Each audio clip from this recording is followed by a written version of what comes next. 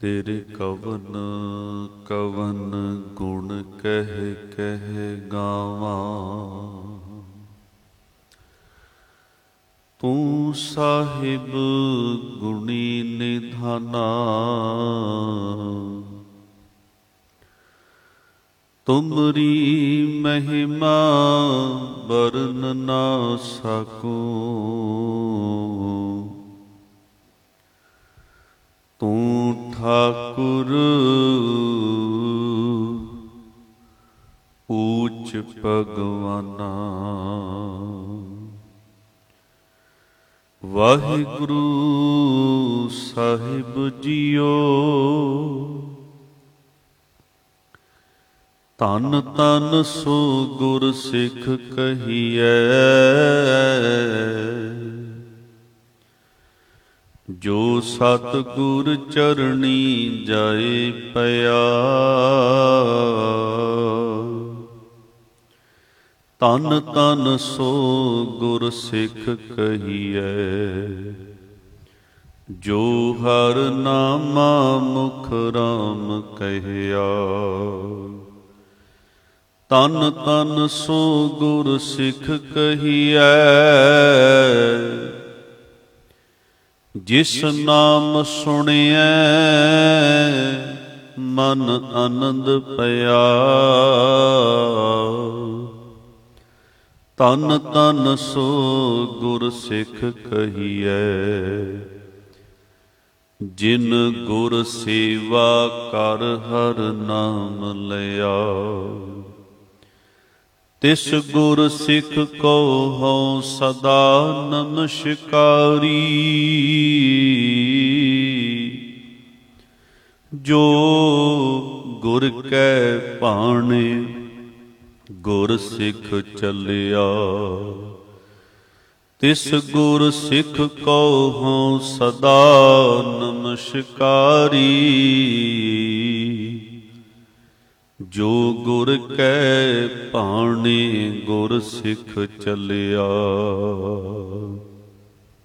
परम सन्मान योग जुगो जुग अटल चवर छतर तखत दे मालक ਸਾਹਿਬ ਸ਼੍ਰੀ ਗੁਰੂ ਗ੍ਰੰਥ ਸਾਹਿਬ ਮਹਾਰਾਜ ਜੀ ਦੀ ਪਾਵਨ ਗੋਦ ਵਿੱਚ ਬਿਰਾਜਮਾਨ ਜੁੜ ਬੈਠੇ ਗੁਰਮੁਖ ਪਿਆਰੇ ਗੁਰੂ ਸਵਾਰੀ ਸਤ ਸੰਗੀ ਜਨੋਂ ਵਡਭਾਗੇ ਹੋ। ਸਾਹਿਬਾਂ ਦੀ ਪਾਵਨ ਗੋਦ ਵਿੱਚ ਜੁੜ ਬੈਠ ਕਰਕੇ ਰੱਬੀ ਬਾਣੀ ਇਲਾਹੀ ਬਾਣੀ ਆਸਾ ਕੀ ਵਾਰ ਦਾ ਕੀਰਤਨ ਸ਼ਰਵਣ ਕਰ ਰਹੇ ਸੀ ਤੇ ਆਪਣੇ ਜੀਵਨ ਦੀਆਂ ਅਮੋਲਕ ਘੜੀਆਂ ਨੂੰ ਸਫਲ ਕਰਨ ਦਾ ਯਤਨ ਕਰ ਰਹੇ ਸੀ। ਅੱਜ ਮਹਾਨ ਗੁਰਸਿੱਖ ਬ੍ਰਹਮ ਗਿਆਨੀ ਧੰਨ ਧੰਨ ਬਾਬਾ ਬੁੱਢਾ ਸਾਹਿਬ ਜੀ ਦਾ ਜਨਮ ਦਿਹਾੜਾ ਸਮੁੱਚੀ ਨਾਨਕ ਨਾਮ ਲੇਵਾ ਸਿੱਖ ਸੰਗਤ ਵੱਲੋਂ ਬੜੇ ਪਿਆਰ ਬੜੇ ਅਦਬ ਤੇ ਬੜੀ ਸ਼ਰਧਾ ਭਾਵਨਾ ਦੇ ਨਾਲ ਮਨਾਇਆ ਜਾ ਰਿਹਾ ਹੈ। ਆਓ ਉਸ ਮਹਾਨ ਗੁਰਸਿੱਖ ਦੇ ਜੀਵਨ ਨੂੰ ਆਪਾਂ ਅੱਜ ਗੁਰੂ ਕਿਰਪਾ ਰਹਿਮ ਸਦਕਾ ਵਿਚਾਰਨ ਦਾ ਯਤਨ ਕਰੀਏ। ਵਿਚਾਰਾਂ ਦੀ ਆਰੰਭਤਾ ਤੋਂ ਪਹਿਲਾਂ ਲਵਾਈਏ ਗੁਰੂ ਚਰਨਾਂ ਦੇ ਵਿੱਚ ਹਾਜ਼ਰੀ। ਗੁਰੂ ਬਖਸ਼ੀ ਫਤਿਹ ਪ੍ਰਵਾਨ ਕਰੋ ਜੀ। ਵਾਹਿਗੁਰੂ ਜੀ ਕਾ ਖਾਲਸਾ ਵਾਹਿਗੁਰੂ ਜੀ ਕੀ ਫਤਿਹ। ਸ਼੍ਰੀ ਗੁਰੂ ਗ੍ਰੰਥ ਸਾਹਿਬ ਜੀ ਦੀ ਪਾਵਨ ਬਾਣੀ ਦੇ ਅੰਦਰ ਤਿੰਨ ਤਰ੍ਹਾਂ ਦੇ ਨਾਲ ਉਸਤਤ ਕੀਤੀ ਗਈ ਹੈ। ਪਹਿਲੇ ਨੰਬਰ ਤੇ ਉਸਤਤ ਹੈ ਉਸ ਅਕਾਲ ਪੁਰਖ ਵਾਹਿਗੁਰੂ ਜੀ ਦੀ, ਜਿਸ ਨੇ ਸਮੁੱਚੇ ਬ੍ਰਹਿਮੰਡ ਨੂੰ ਸੰਸਾਰ ਨੂੰ ਰਚਿਆ। ਦੂਸਰੇ ਨੰਬਰ ਤੇ ਉਸਤਤ ਕੀਤੀ ਗਈ ਹੈ ਸ਼ਬਦ ਗੁਰੂ, ਪੂਰੇ ਗੁਰੂ ਸਤਿਗੁਰ ਦੀ, ਜਿਸ ਨੇ ਉਸ ਅਕਾਲ ਪੁਰਖ ਵਾਹਿਗੁਰੂ ਜੀ ਦੇ ਨਾਮ ਦੇ ਨਾਲ ਸਾਨੂੰ ਜੋੜਨਾ ਹੈ, ਉਸ ਪਰਮਾਤਮਾ ਦੇ ਗੁਣਾਂ ਦੀ ਸੋਝੀ ਕਰਾਉਣੀ ਹੈ। ਤੀਸਰੇ ਨੰਬਰ ਤੇ ਉਸਤਤ ਹੈ ਜਿਹੜੇ ਨਾਮ ਜਪ ਕੇ ਗੁਰੂ ਦੇ ਸ਼ਬਦ ਨੂੰ ਉਪਦੇਸ਼ ਨੂੰ ਕਮਾ ਕੇ ਗੁਰੂ ਪ੍ਰਭੂ ਦੇ ਵਿੱਚ ਅਭੇਦ ਹੋ ਗਏ। ਉਹਨਾਂ ਗੁਰਮੁਖ ਪਿਆਰਿਆਂ ਦੀ, ਉਹਨਾਂ ਭਗਤ ਜਨਾਂ ਦੀ, ਉਹਨਾਂ ਨਾਮ ਜਪਣ ਵਾਲਿਆਂ ਦੀ। ਇਹ ਤਿੰਨ ਤਰ੍ਹਾਂ ਦੀ ਸਿਫਤ ਸ੍ਰੀ ਗੁਰੂ ਗ੍ਰੰਥ ਸਾਹਿਬ ਜੀ ਦੇ ਅੰਦਰ ਮੌਜੂਦ ਹੈ। ਫਿਰ ਦੁਹਰਾਦੇ ਹਾਂ। ਪਹਿਲੇ ਨੰਬਰ ਤੇ ਅਕਾਲ ਪੁਰਖ ਵਾਹਿਗੁਰੂ ਜੀ ਦੀ ਸਿਫਤੋ ਸਲਾਹਾ ਵਡਿਆਈ ਹੈ। ਦੂਸਰੇ ਨੰਬਰ ਤੇ ਪੂਰੇ ਗੁਰੂ ਦੀ ਵਡਿਆਈ ਹੈ। ਤੀਸਰੇ ਨੰਬਰ ਤੇ ਗੁਰੂ ਅਤੇ ਪਰਮੇਸ਼ਰ ਦੇ ਵਿੱਚ ਅਭੇਦ ਹੋਏ, ਗੁਰਸਿੱਖ ਕਹਿ ਲੋ, ਭਗਤ ਕਹਿ ਲੋ, ਰੱਬ ਦੇ ਪਿਆਰੇ ਕਹਿ ਲੋ, ਉਹਨਾਂ ਪਿਆਰਿਆਂ ਦੀ ਸਿਫਤ ਹੈ। ਤੇ ਉਹਨਾਂ ਪਿਆਰਿਆਂ ਦੇ ਵਿੱਚੋਂ ਧੰਨ ਧੰਨ ਬਾਬਾ ਬੁੱਢਾ ਜੀ ਸਿਰਮੌਰ ਨੇ। ਜਿਤਨੇ ਵੀ ਸ਼ਬਦ ਗੁਰੂ ਗ੍ਰੰਥ ਸਾਹਿਬ ਮਹਾਰਾਜ ਜੀ ਦੇ ਅੰਦਰ ਉੱਚੀਆਂ ਆਤਮਿਕ ਅਵਸਥਾਵਾਂ ਦੇ ਨਾਲ ਜੋੜੇ ਗਏ ਨੇ, ਲਿਖੇ ਗਏ ਨੇ, ਜਿਵੇਂ ਸੰਤ ਸ਼ਬਦ ਆਉਂਦਾ ਹੈ, ਸਾਧ ਸ਼ਬਦ ਆਉਂਦਾ ਹੈ, ਬ੍ਰਹਮ ਗਿਆਨੀ ਸ਼ਬਦ ਆਉਂਦਾ ਹੈ, ਗੁਰਸਿੱਖ ਸ਼ਬਦ ਆਉਂਦਾ ਹੈ, ਇਹਨਾਂ ਸਾਰਿਆਂ ਸ਼ਬਦਾਂ ਦੀ ਵਿਆਖਿਆ ਬਾਬਾ ਬੁੱਢਾ ਸਾਹਿਬ ਜੀ ਦਾ ਜੀਵਨ ਕਰਦਾ ਹੈ। ਬਾਬਾ ਬੁੱਢਾ ਸਾਹਿਬ ਜੀ ਮਹਾਨ ਗੁਰਸਿੱਖ ਨੇ। ਬਾਬਾ ਬੁੱਢਾ ਸਾਹਿਬ ਜੀ ਮਹਾਨ ਇੱਕ ਇੰਦਰੀ ਜਿੱਤ ਪੁਰਸ਼ ਨੇ, ਸਾਧ ਨੇ। ਕਿਉਂਕਿ ਸਾਧ ਕਿਹਨੂੰ ਆਖਿਆ ਜਾਂਦਾ ਹੈ? ਸਾਧ ਭਾਈ ਸਾਹਿਬ ਭਾਈ ਗੁਰਦਾਸ ਜੀ ਕਹਿੰਦੇ, 9 ਦੁਆਰੇ ਸਾਧ ਸਾਧ ਕਹਾਇਆ। ਜਿਨ੍ਹਾਂ 9 ਦੁਆਰਿਆਂ ਨੂੰ ਵਿਕਾਰਾਂ ਵਾਲੇ ਪਾਸਿਓਂ ਰੋਕ ਲਿਆ, ਇੰਦਰੀਆਂ ਦੇ ਉੱਤੇ ਜਿੱਤ ਹਾਸਲ ਕਰ ਲਈ, ਉਹ ਸਾਧ ਹੈ। ਤੇ ਸੰਤ ਕਿਹਨੂੰ ਕਹਿੰਦੇ ਨੇ? ਜਿਨ੍ਹਾਂ ਸਾਸ ਕੇ ਰਾਸ ਨਾ ਵਿਸਰੈ, ਹਰ ਨਾਮਾ ਮਨ ਮੰਤ, ਧਨ ਸੇ ਸੇਈ ਨਾਨਕਾ ਪੂਰਨ ਸੋਈ ਸੰਤ। ਸੱਚ ਜਾਣਿਓ, ਉਹਨਾਂ ਦੀ 125 ਸਾਲ ਦੀ ਆਰਬਲਾ ਉਮਰ ਦੇ ਵਿੱਚੋਂ 12 ਸਾਲ ਸੰਸਾਰਿਕ ਤਲ ਤੇ ਪਾਸੇ ਕਰਦੀ ਹੈ। 113 ਦੇ 13 ਸਾਲ ਉਹਨਾਂ ਨੇ, ਪੂਰੇ 113 ਸਾਲ ਗੁਰੂ ਨੂੰ ਜਪਿਆ, ਪਰਮੇਸ਼ਰ ਨੂੰ ਜਪਿਆ, ਗੁਰੂ ਦੇ ਉਪਦੇਸ਼ ਨੂੰ ਕਮਾਇਆ ਤੇ ਸਿੱਖੀ ਨੂੰ ਕਮਾਇਆ ਹੈ। ਸੰਤ ਸ਼ਬਦ ਦੀ ਵਿਆਖਿਆ ਵੀ ਉਹਨਾਂ ਦਾ ਜੀਵਨ ਕਰਦਾ ਹੈ। ਭਗਤ ਸ਼ਬਦ ਦੀ ਵਿਆਖਿਆ ਵੀ ਉਹਨਾਂ ਦਾ ਜੀਵਨ ਕਰਦਾ ਹੈ। ਭਾਵ ਕਿ ਹਰ ਇੱਕ ਸ਼ਬਦ ਜੋ ਉੱਚੀ ਆਤਮਿਕ ਅਵਸਥਾ ਦੇ ਲਈ ਗੁਰਬਾਣੀ ਦੇ ਅੰਦਰ ਵਰਤਿਆ ਗਿਆ ਹੈ, ਉਹਨਾਂ ਸਾਰਿਆਂ ਸ਼ਬਦਾਂ ਦੀ ਵਿਆਖਿਆ ਬਾਬਾ ਬੁੱਢਾ ਸਾਹਿਬ ਜੀ ਦਾ ਜੀਵਨ ਕਰਦਾ ਹੈ। ਤੇ ਬਾਬਾ ਬੁੱਢਾ ਸਾਹਿਬ ਜੀ ਨੂੰ ਆਪਾਂ ਧੰਨ ਵੀ ਕਹਿ ਸਕਦੇ ਹਾਂ। ਹੁਣੇ ਮੈਂ ਜੋ ਪੰਕਤੀਆਂ ਪੜ੍ਹੀਆਂ ਨੇ ਨਾ, ਉਹਦੇ ਵਿੱਚ ਗੁਰਸਿੱਖ ਦੀ ਵਡਿਆਈ ਹੈ।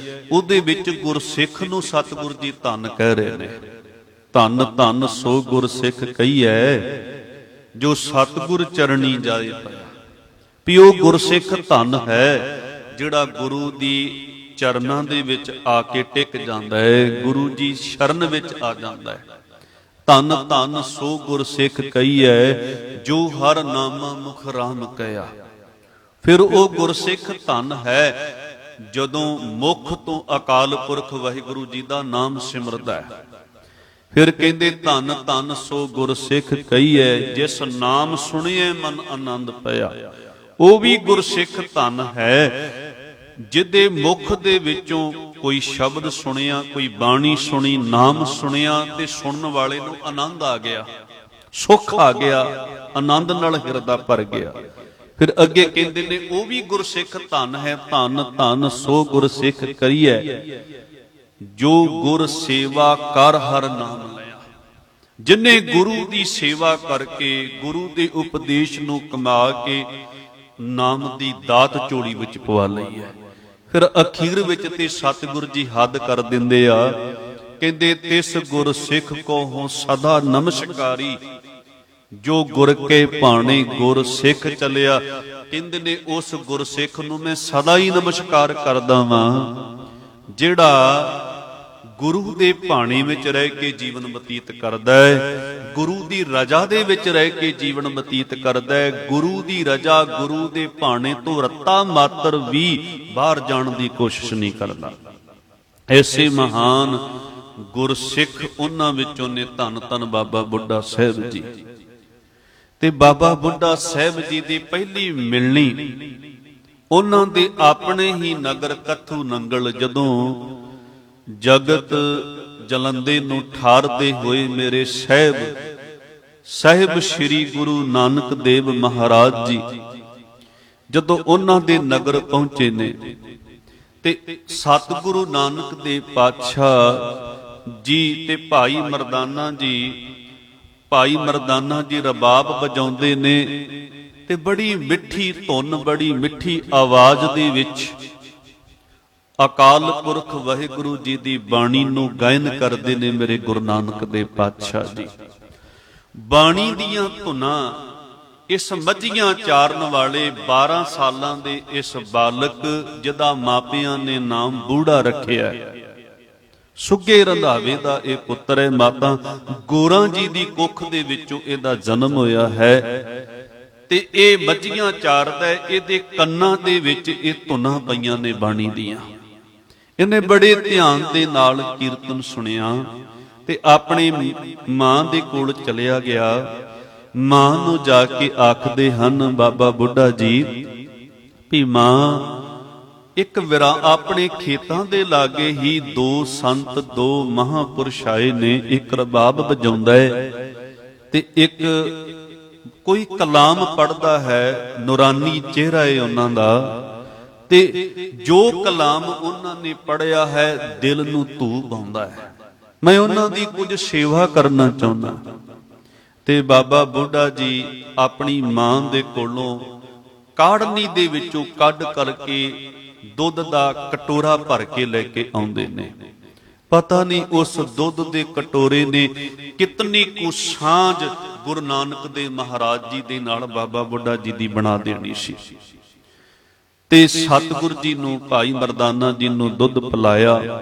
ਸਤਿਗੁਰ ਜੀ ਕੁਝ ਦਿਨ ਉੱਥੇ ਟਿਕੇ ਤੇ ਹੋਰ ਸੰਗਤਾਂ ਵੀ ਰੋਜ਼ਾਨਾ ਆਉਂਦੀਆਂ ਨੇ ਤੇ ਰੋਜ਼ਾਨਾ ਜਿੱਥੇ ਸੰਗਤਾਂ ਆ ਕੇ ਗੁਰੂ ਨਾਨਕ ਦੇਵ ਮਹਾਰਾਜ ਜੀ ਦੇ ਕੋਲੋਂ ਉਪਦੇਸ਼ ਸੁਣਦੀਆਂ ਨੇ, ਰੱਬੀ ਗਿਆਨ ਹਾਸਲ ਕਰਦੀਆਂ ਨੇ, ਉੱਥੇ ਉਹਨਾਂ ਸਾਰੀਆਂ ਸੰਗਤਾਂ ਦੇ ਵਿੱਚੋਂ ਇਹ ਕੱਲਮ ਕੱਲਾ 12 ਸਾਲ ਦਾ ਇਹ ਬੱਚਾ ਵੀ ਰੋਜ਼ਾਨਾ ਆਉਂਦਾ ਹੈ। ਪ੍ਰੀਤ ਪੈ ਗਈ ਗੁਰੂ ਦੇ ਬਚਨਾਂ ਦੇ ਨਾਲ, ਸਤ ਸੰਗਤ ਕਰਨ ਦੀ ਚੇਟਕ ਲੱਗ ਗਈ। ਰੋਜ਼ਾਨਾ ਹੀ ਅੰਮ੍ਰਿਤ ਵੇਲੇ ਉੱਠ ਕੇ ਆ ਜਾਂਦਾ ਹੈ। ਸਤਿਗੁਰੂ ਸੱਚੇ ਪਾਤਸ਼ਾਹ ਜੀ ਨੇ ਇੱਕ ਦਿਨ ਇਸ ਬੱਚੇ ਨੂੰ ਆਪਣੇ ਕੋਲ ਬੁਲਾਇਆ। ਕਹਿਣ ਲੱਗੇ, ਬੱਚਿਆ ਤੂੰ ਉਦੋਂ ਦੁੱਧ ਪਿਲਾ ਕੇ ਸਾਡੀ ਸੇਵਾ ਕੀਤੀ ਤੇ ਬੜੇ ਪਿਆਰ ਦੇ ਨਾਲ ਤੂੰ ਅੰਮ੍ਰਿਤ ਵੇਲੇ ਉੱਠ ਕਰਕੇ ਤੂੰ ਸਾਡੇ ਇੱਥੇ ਸੰਗਤ ਵਿੱਚ ਆ ਜਾਣਾ ਹੈ। ਆ ਕੇ ਤੂੰ ਬੜੇ ਅਦਬ ਪਿਆਰ ਦੇ ਨਾਲ, ਸ਼ਰਧਾ ਦੇ ਨਾਲ ਤੂੰ ਸ਼ਬਦ ਬਾਣੀ ਨੂੰ, ਉਪਦੇਸ਼ ਨੂੰ ਸੁਣਦਾ ਹੈ। ਤੇਰਾ ਨਾਂ ਕੀ ਹੈ? ਕਹਿਣ ਲੱਗੇ, ਮੇਰਾ ਨਾਂ ਜੀ ਮਾਪਿਆਂ ਨੇ ਬੂੜਾ ਰੱਖਿਆ ਹੈ। ਕਹਿਣ ਲੱਗੇ, ਤੈਨੂੰ ਇੰਨੀ ਨਿੱਕੀ ਉਮਰੇ ਇਹ ਨਾਮ ਬਾਣੀ ਤੇ ਉਸ ਪਰਮੇਸ਼ਰ ਦੇ ਨਾਲ ਜੁੜਨ ਦੀ ਚੇਟਕ ਕਿਵੇਂ ਲੱਗ ਗਈ? ਤੇ ਉੱਥੇ ਬਾਬਾ ਬੂੜਾ ਜੀ ਨੇ ਸਵਾਲ ਕੀਤਾ ਸਤਿਗੁਰੂ ਨਾਨਕ ਦੇਵ ਪਾਤਸ਼ਾਹ ਜੀ ਨੂੰ। ਕਹਿਣ ਲੱਗੇ, 3 ਮੇਰੇ ਸਵਾਲ ਨੇ ਪੀਰ ਜੀ, ਗੁਰੂ ਜੀ। ਉਹ 3 ਸਵਾਲ ਮੈਂ ਤੁਹਾਡੇ ਕੋਲ ਉਹਨਾਂ ਦਾ ਹੱਲ ਜਾਣਨ ਵਾਸਤੇ ਰੋਜ਼ਾਨਾ ਆਉਣਾ ਵਾਂ। ਹਿੰਮਤ ਨਹੀਂ ਪੈਂਦੀ ਵੀ ਤੁਹਾਨੂੰ ਸਵਾਲ ਕਰਾਂ, ਪਰ ਬਾਣੀ ਸੁਣ ਕੇ, ਉਪਦੇਸ਼ ਸੁਣ ਕੇ ਆਨੰਦ ਹੀ ਇੰਨਾ ਆ ਜਾਂਦਾ ਹੈ, ਮੈਂ ਸੁਣ ਕੇ ਚਲਿਆ ਜਾਣਾ। ਅੱਜ ਮੇਰੇ ਭਾਗ ਜਾਗੇ ਨੇ, ਤੁਸੀਂ ਮੈਨੂੰ ਖੁਦ ਬੁਲਾਇਆ ਹੈ। ਕਹਿਣ ਲੱਗੇ, ਕਿਹੜੇ ਸਵਾਲ ਨੇ ਤੇਰੇ? ਕਹਿਣ ਲੱਗੇ, ਮੇਰੇ ਪਹਿਲਾ ਸਵਾਲ ਹੈ ਕਿ ਮੌਤ ਦੇ ਡਰ ਦੇ ਵਿੱਚੋਂ ਕਿਵੇਂ ਨਿਕਲਿਆ ਜਾਏ। ਦੂਜਾ ਸਵਾਲ ਹੈ ਵੀ ਜੰਮਣ ਮਰਨ ਦੇ ਗੇੜ ਵਿੱਚੋਂ ਖਲਾਸੀ ਕਿਵੇਂ ਪਾਈ ਜਾਏ। ਤੀਜਾ ਸਵਾਲ ਹੈ ਰੱਬ ਜੀ ਦੀ ਪ੍ਰਾਪਤੀ ਕਿਵੇਂ ਹੋ ਸਕੇ। ਸਤਿਗੁਰੂ ਜੀ ਨੇ ਜਦੋਂ ਇਹ 3 ਸਵਾਲ ਸੁਣੇ, ਸਤਿਗੁਰੂ ਜੀ ਬੜੇ ਹੈਰਾਨ ਹੋਏ। 12 ਸਾਲਾਂ ਦਾ ਬੱਚਾ, ਇਹਨੂੰ ਹੁਣੇ ਮੌਤ ਚੇਤੇ ਹੈ, ਇਹ ਹੁਣੇ ਜੰਮਣ ਮਰਨ ਦੇ ਗੇੜ ਦੇ ਵਿੱਚੋਂ ਨਿਕਲਦੀਆਂ ਗੱਲਾਂ ਕਰਦਾ ਹੈ, ਹੁਣੇ ਇਸੇ ਉਮਰ ਦੇ ਵਿੱਚ ਰੱਬ ਦੀ ਪ੍ਰਾਪਤੀ ਦੀਆਂ ਗੱਲਾਂ ਪੁੱਛਦਾ ਹੈ। ਕਹਿਣ ਲੱਗੇ, ਅਜੇ ਤੇ ਤੇਰੀ ਹੱਸਣ ਖੇਡਣ ਦੀ ਉਮਰ ਹੈ, ਤੈਨੂੰ ਮੌਤ ਦਾ ਡਰ ਸਹਿਮ ਕਿਉਂ ਲੱਗਦਾ? ਤੂੰ ਜੰਮਣ ਮਰਨ ਦੇ ਗੇੜ ਦੇ ਵਿੱਚੋਂ ਨਿਕਲਦੀਆਂ ਗੱਲਾਂ ਕਿਵੇਂ ਤੈਨੂੰ ਯਾਦ ਆ ਗਈਆਂ? ਤੇ ਉੱਥੇ ਬਾਬਾ ਬੁੱਢਾ ਜੀ ਕਹਿੰਦੇ, ਸੱਚੇ ਪਾਤਸ਼ਾਹ ਜੀ मैं किरसाना जमींदारां दा पुੱਤ ਹਾਂ। ਸਾਡੇ ਨਗਰ ਦੇ ਵਿੱਚ ਹਾਕਮ ਆਏ, ਜਰਮਾਨੇ ਆਏ ਤੇ ਉਹ ਘੋੜਿਆਂ ਤੇ ਸਵਾਰ ਹੋ ਕੇ ਆਏ। ਜ਼ੋਰ ਧੱਕੇ ਦੇ ਜ਼ੋਰ ਦੇ ਨਾਲ ਉਹਨਾਂ ਨੇ ਸਾਡੀਆਂ ਫਸਲਾਂ ਵੱਢ ਲਈਆਂ। ਕੂਲੀਆਂ ਜਿਹੜੀਆਂ ਫਸਲਾਂ ਸਨ ਉਹਨਾਂ ਦੇ ਘੋੜਿਆਂ ਦੀਆਂ ਟਾਪਾਂ ਦੇ ਨਾਲ ਲਤਾੜੀਆਂ ਗਈਆਂ, ਬਰਬਾਦ ਹੋ ਗਈਆਂ। ਤੇ ਜਿਹੜੀ ਹਰੀ ਫਸਲ ਸੀ ਉਹਨੂੰ ਵੱਢ ਕੇ ਘੋੜਿਆਂ ਨੂੰ ਖਵਾ ਦਿੱਤੀ ਤੇ ਕੁਝ ਨਾਲ ਲੈ ਗਏ। ਡੱਡਰੀ ਵੀ ਵੱਢ ਕੇ ਪੱਕੀ ਹੋਈ ਨਾਲ ਲੈ ਗਏ। ਤਿੰਨਾਂ ਤਰ੍ਹਾਂ ਦੀ ਫਸਲ ਉਹ ਉਜਾੜ ਕੇ ਚਲੇ ਗਏ।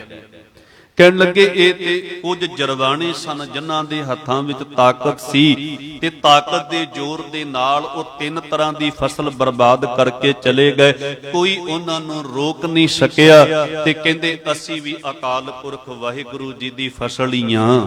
ਕਹਿੰਦੇ ਜਦੋਂ ਮੌਤ ਆਉਂਦੀ ਹੈ, ਮੌਤ ਦੁੱਧ ਚੁੰਗਦੇ ਬੱਚੇ ਨੂੰ ਵੀ ਲੈ ਜਾਂਦੀ ਹੈ। ਮੌਤ ਜਵਾਨੀ ਨਹੀਂ ਦੇਖਦੀ, ਮੌਤ ਬੁਢੇਪਾ ਨਹੀਂ ਦੇਖਦੀ। ਬੁਢੇਪੇ ਵਿੱਚ ਤੇ ਮੌਤ ਆਉਣੀ ਹੀ ਆਉਣੀ ਹੈ। ਇਸ ਕਰਕੇ ਮੌਤ ਦਾ ਕੋਈ ਪਤਾ ਨਹੀਂ ਵੀ ਕਦੋਂ ਮੌਤ ਆ ਕਰਕੇ ਲੈ ਜਾਏ। ਅੱਖਾਂ ਮਿਟਣ ਤੋਂ ਪਹਿਲਾਂ ਪਹਿਲਾਂ ਮੌਤ ਦਾ ਸਹਿਮ, ਜੰਮਣ ਮਰਨ ਦੇ ਵਿੱਚੋਂ ਖਲਾਸੀ, ਰੱਬ ਦੀ ਪ੍ਰਾਪਤੀ ਕਰਨਾ ਚਾਹੁੰਦਾ ਵਾਂ। ਸਤਿਗੁਰੂ ਜੀ ਨੇ ਜਦੋਂ ਇਹ ਬਚਨ ਸੁਣੇ, ਕਹਿਣ ਲੱਗੇ ਤੇਰਾ ਨਾਮ ਤਾਂ ਬੂੜਾ ਹੈ, ਅਸਲ ਦੇ ਵਿੱਚ ਤੂੰ ਬੜਾ ਸਿਆਣਾ, ਤੂੰ ਤੇ ਬਜ਼ੁਰਗ ਹੈ, ਤੂੰ ਤੇ ਬੁੱਢਾ ਹੈ। ਸਤਿਗੁਰੂ ਜੀ ਨੇ ਬੁੱਢਾ ਕਿਉਂ ਕਿਹਾ? ਗੁਰਮੁਖੋ ਬੁੱਢੇ ਦਾ ਇੱਥੇ ਸੰਬੰਧ ਜਿਹੜਾ ਹੈ ਸਿਆਣਪ ਦੇ ਨਾਲ ਹੈ। ਬੁੱਢੇ ਦਾ ਇੱਥੇ ਸੰਬੰਧ ਜਿਹੜਾ ਹੈ ਰੂਹਾਨੀਅਤ ਦੇ ਨਾਲ ਹੈ।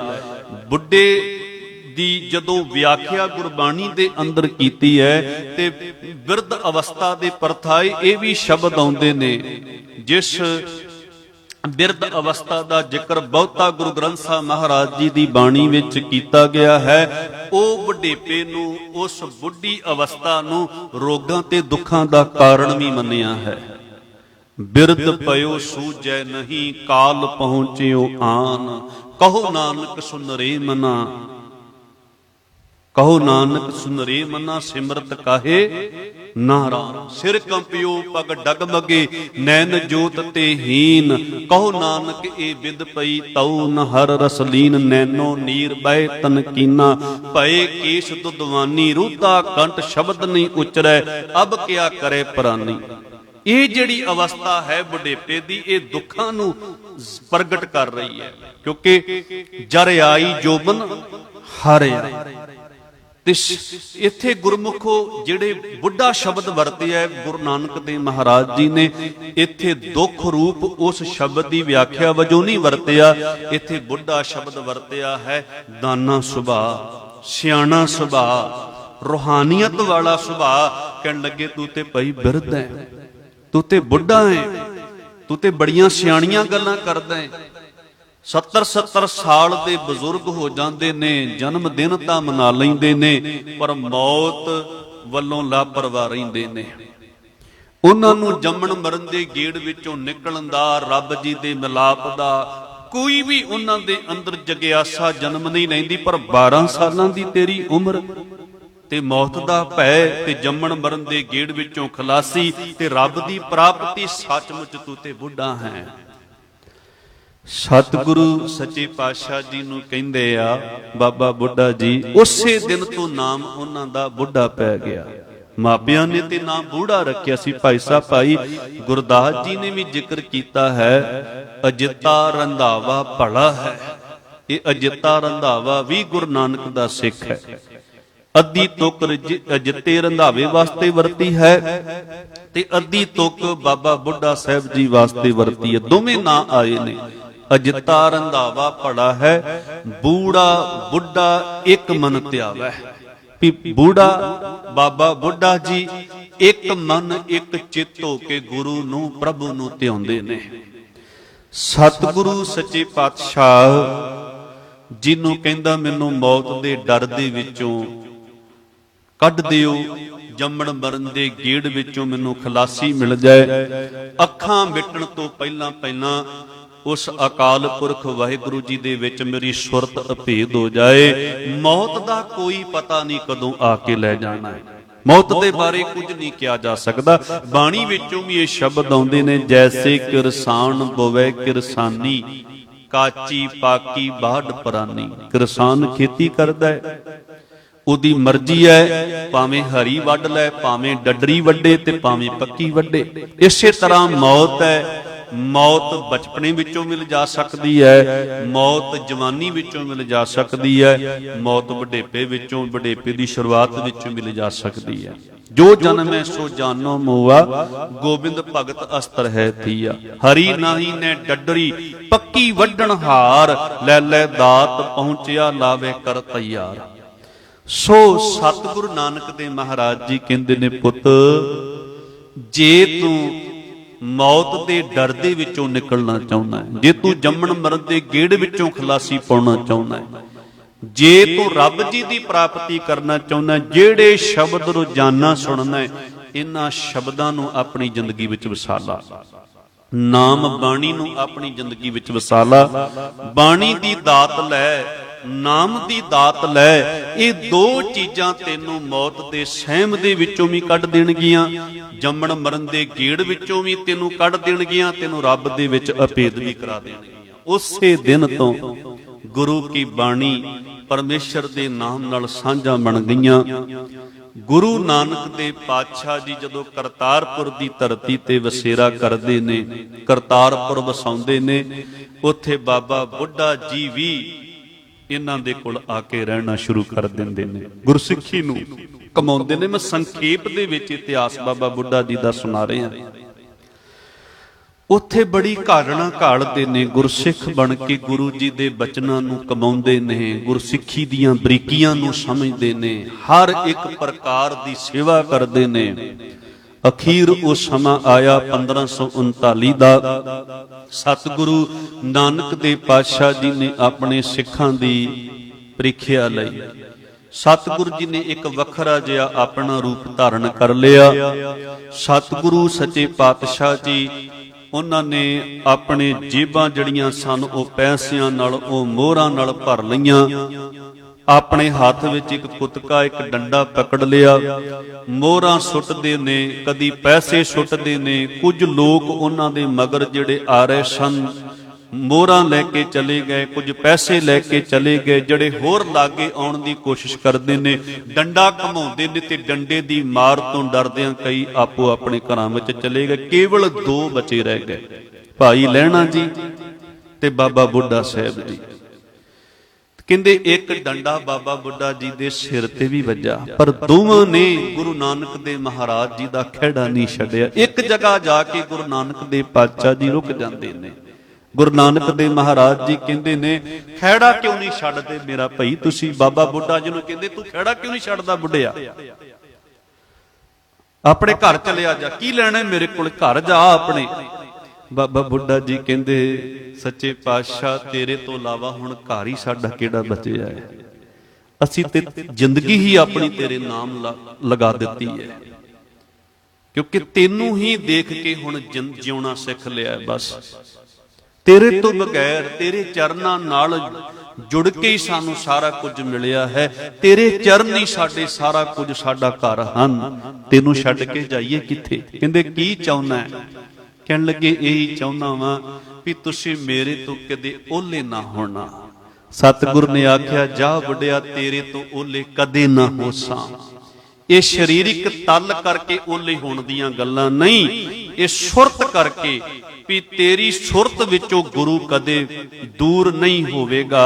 शब्द उपदेश तेरी सुरत विचों कदे निकलेगा नहीं, गुरु अंग संग तेरे होएगा। गुरु नूं जदों पुकारेगा गुरु तेरे कोल होएगा। ते इसे तरह ही भाई लहणा जी, वो वखरा विशा है, पर आपां गल बाबा बुढ़ा जी दी करनी है। गुरु अंगद देव महाराज जी दा समा आउंदा है ते गुरु अंगद देव महाराज जी नूं बाबा बुढ़ा जी ही ये गुरगद्दी, ये तिलक गुरियाई दा बाबा बुढ़ा जी दे पावन हत्थां दे राहीं दवाया जांदा है। इन्नी महान सेवा ਬਾਬਾ ਬੁੱਢਾ ਜੀ ਨੂੰ ਗੁਰੂ ਘਰ ਦੇ ਵਿੱਚੋਂ ਸੌਂਪੀ ਗਈ ਤੇ 6 ਗੁਰੂ ਸਾਹਿਬਾਨਾਂ ਤੱਕ ਉਹਨਾਂ ਨੇ ਗੁਰੂ ਨਾਨਕ ਦੇਵ ਮਹਾਰਾਜ ਜੀ ਤੋਂ ਬਾਅਦ ਵਿੱਚ 5 ਗੁਰੂ ਸਾਹਿਬਾਨਾਂ ਨੂੰ ਆਪਣੇ ਹੱਥੀਂ ਗੁਰਿਆਈ ਦਾ ਤਿਲਕ ਦਿੱਤਾ ਹੈ।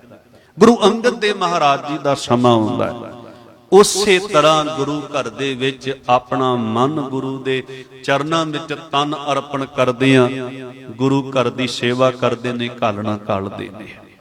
ਤੇ ਗੁਰਮੁਖੋ, ਜਦੋਂ ਗੁਰੂ ਅੰਗਦ ਦੇਵ ਮਹਾਰਾਜ ਜੀ ਬਿਨਾਂ ਕਿਸੇ ਨੂੰ ਦੱਸਿਆਂ ਜਦੋਂ ਬੀਬੀ ਵੈਰਾਈ ਜੀ ਦੇ ਘਰ ਦੇ ਵਿੱਚ ਇਕਾਂਤਵਾਸ ਹੋ ਕੇ ਇੱਥੇ ਟਿਕ ਜਾਂਦੇ ਨੇ ਤੇ ਬੀਬੀ ਵੈਰਾਈ ਜੀ ਨੂੰ ਕਹਿ ਦਿੰਦੇ ਨੇ ਵੀ ਕੋਈ ਵੀ ਸਿੱਖ ਆਏ ਦੱਸਣਾ ਨਾ ਵੀ ਅਸੀਂ ਇੱਥੇ ਟਿਕੇ ਹੋਏ ਆ, ਇੱਥੇ ਰੁਕੇ ਹੋਏ ਆ।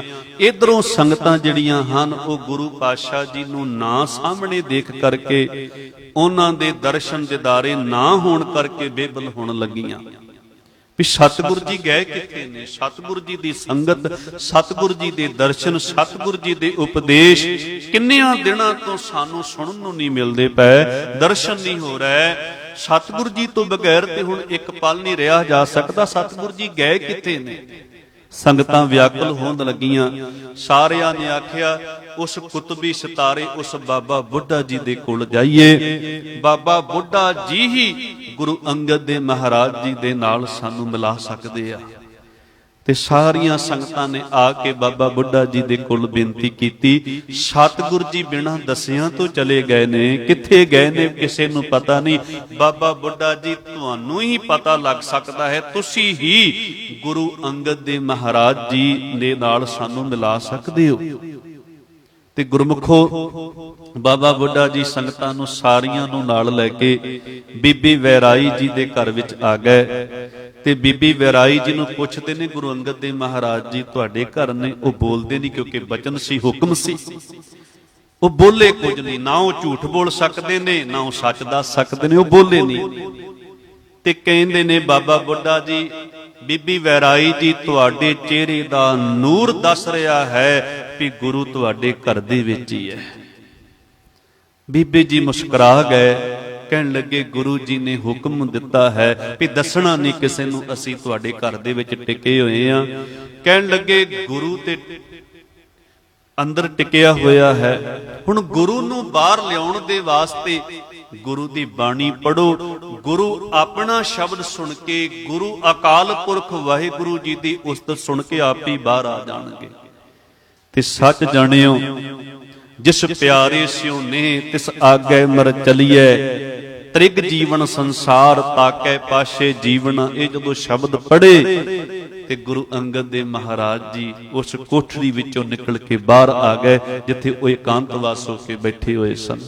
ਕਹਿਣ ਲੱਗੇ ਬਾਬਾ ਬੁੱਢਾ ਤੂੰ ਸਾਨੂੰ ਬੈਠਣ ਨਹੀਂ ਦਿੱਤਾ, ਤੂੰ ਸਾਨੂੰ ਲੱਭ ਹੀ ਲਿਆਏ, ਤੂੰ ਸਾਨੂੰ ਪ੍ਰਗਟ ਕਰ ਹੀ ਦਿੱਤਾ ਹੈ। ਤੇ ਉਥੇ ਬਾਬਾ ਬੁੱਢਾ ਜੀ ਕਹਿੰਦੇ, ਸੱਚੇ ਪਾਤਸ਼ਾਹ ਜੀ ਇਹ ਸੰਗਤਾਂ ਦੀ ਵਿਆਕੁਲਤਾ, ਇਹ ਸੰਗਤਾਂ ਦੀ ਬੇਬਲਤਾ ਇਹ ਤੁਹਾਡੇ ਤੱਕ ਖਿੱਚ ਕੇ ਲੈ ਕੇ ਆਈ ਹੈ। ਆਪ ਜੀ ਨੇ ਬੜੀ ਕਿਰਪਾ ਕੀਤੀ ਜੇ ਬਾਹਰ ਆ ਕਰਕੇ ਸੰਗਤਾਂ ਨੂੰ ਦਰਸ਼ਨ ਦਿਦਾਰੇ ਦਿੱਤੇ ਨੇ।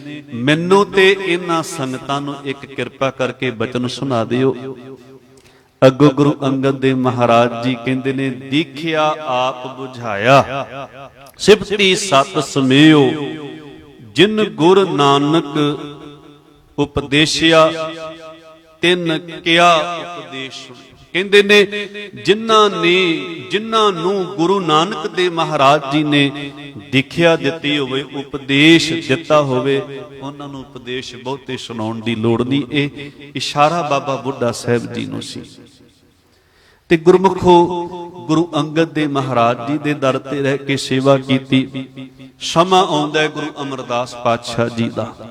ਗੁਰੂ ਅਮਰਦਾਸ ਮਹਾਰਾਜ ਜੀ ਦੇ ਦਰ ਤੇ ਰਹਿ ਕੇ ਵੀ ਉਸੇ ਤਰ੍ਹਾਂ ਘਾਲਣਾ ਘਾਲੀ, ਸੇਵਾ ਕੀਤੀ। ਜਦੋਂ ਬੌਲੀ ਜਿਹੜੀ ਬਣਾਈ ਗੋਬਿੰਦਵਾਲ ਦੀ ਧਰਤੀ ਤੇ, ਉਹਨੂੰ ਪਹਿਲਾ ਟੱਕ ਬਾਬਾ ਬੁੱਢਾ ਸਾਹਿਬ ਜੀ ਦੇ ਪਾਵਨ ਨਿਰਮਲ ਹੱਥਾਂ ਦੇ ਨਾਲ ਲੱਗਦਾ ਹੈ। ਤੇ 22 ਮੰਜੀਆਂ ਜੋ ਗੁਰੂ ਅਮਰਦਾਸ ਪਾਤਸ਼ਾਹ ਜੀ ਨੇ ਬਣਾਈਆਂ ਸਨ, ਉਹਨਾਂ 22 ਮੰਜੀਆਂ ਦੀ ਮੁੱਖ ਜਿਹੜੇ ਸਨ ਸੇਵਾਦਾਰ ਉਹ ਬਾਬਾ ਬੁੱਢਾ ਜੀ ਸਨ। ਉਹਨਾਂ ਦੇ ਜਥੇਦਾਰ ਉਹਨਾਂ ਦੇ ਮੁੱਖ ਸੇਵਾਦਾਰ ਬਾਈਆਂ ਮੰਜੀਆਂ ਨੂੰ ਜੋ ਥਾਪਿਆ ਸੀ ਗੁਰੂ ਅਮਰਦਾਸ ਪਾਤਸ਼ਾਹ ਜੀ ਨੇ, ਉਹਨਾਂ ਦੇ ਮੁਖੀ ਬਾਬਾ ਬੁੱਢਾ ਸਾਹਿਬ ਜੀ ਸਨ। ਇਸ ਤਰ੍ਹਾਂ ਹੀ ਗੁਰੂ ਅਮਰਦਾਸ ਮਹਾਰਾਜ ਜੀ ਜਦੋਂ ਤਖਤ ਤੇ ਬੈਠੇ ਸਨ ਤੇ ਦਾਤੂ ਜੀ ਨੇ ਗੁਰੂ ਘਰ ਪੰਥ ਦੇ ਵਿਰੋਧੀ ਉਹਨਾਂ ਦੀ ਚੁੱਕਣਾ ਵਿੱਚ ਆ ਕਰਕੇ ਗੁਰੂ ਅਮਰਦਾਸ ਪਾਤਸ਼ਾਹ ਜੀ ਨੂੰ ਲੱਤ ਮਾਰ ਕੇ ਤਖਤ ਤੋਂ ਥੱਲੇ ਡੇਗ ਦਿੱਤਾ ਸੀ ਤੇ ਬਚਨ ਕਹੇ ਸਨ, ਸ਼ਾਮ ਤੱਕ ਇਸ ਗੋਬਿੰਦਵਾਲ ਦੇ ਵਿੱਚ ਤੂੰ ਨਜ਼ਰ ਨਹੀਂ ਆਉਣਾ ਚਾਹੀਦਾ, ਚਲਿਆ ਜਾ ਇੱਥੋਂ। ਸਤਿਗੁਰੂ ਅਮਰਦਾਸ ਪਾਤਸ਼ਾਹ ਜੀ ਬਿਨਾਂ ਸੰਗਤਾਂ ਨੂੰ ਦੱਸਿਆ ਉਹ ਆਪਣੇ ਪਿੰਡ ਬਸਰ ਕੇ ਆ ਗਏ ਘੋੜੀ ਤੇ ਸਵਾਰ ਹੋ ਕੇ, ਤੇ ਘੋੜੀ ਵਾਪਸ ਆ ਗਈ, ਵਾਪਸ ਘੱਲ ਦਿੱਤੀ।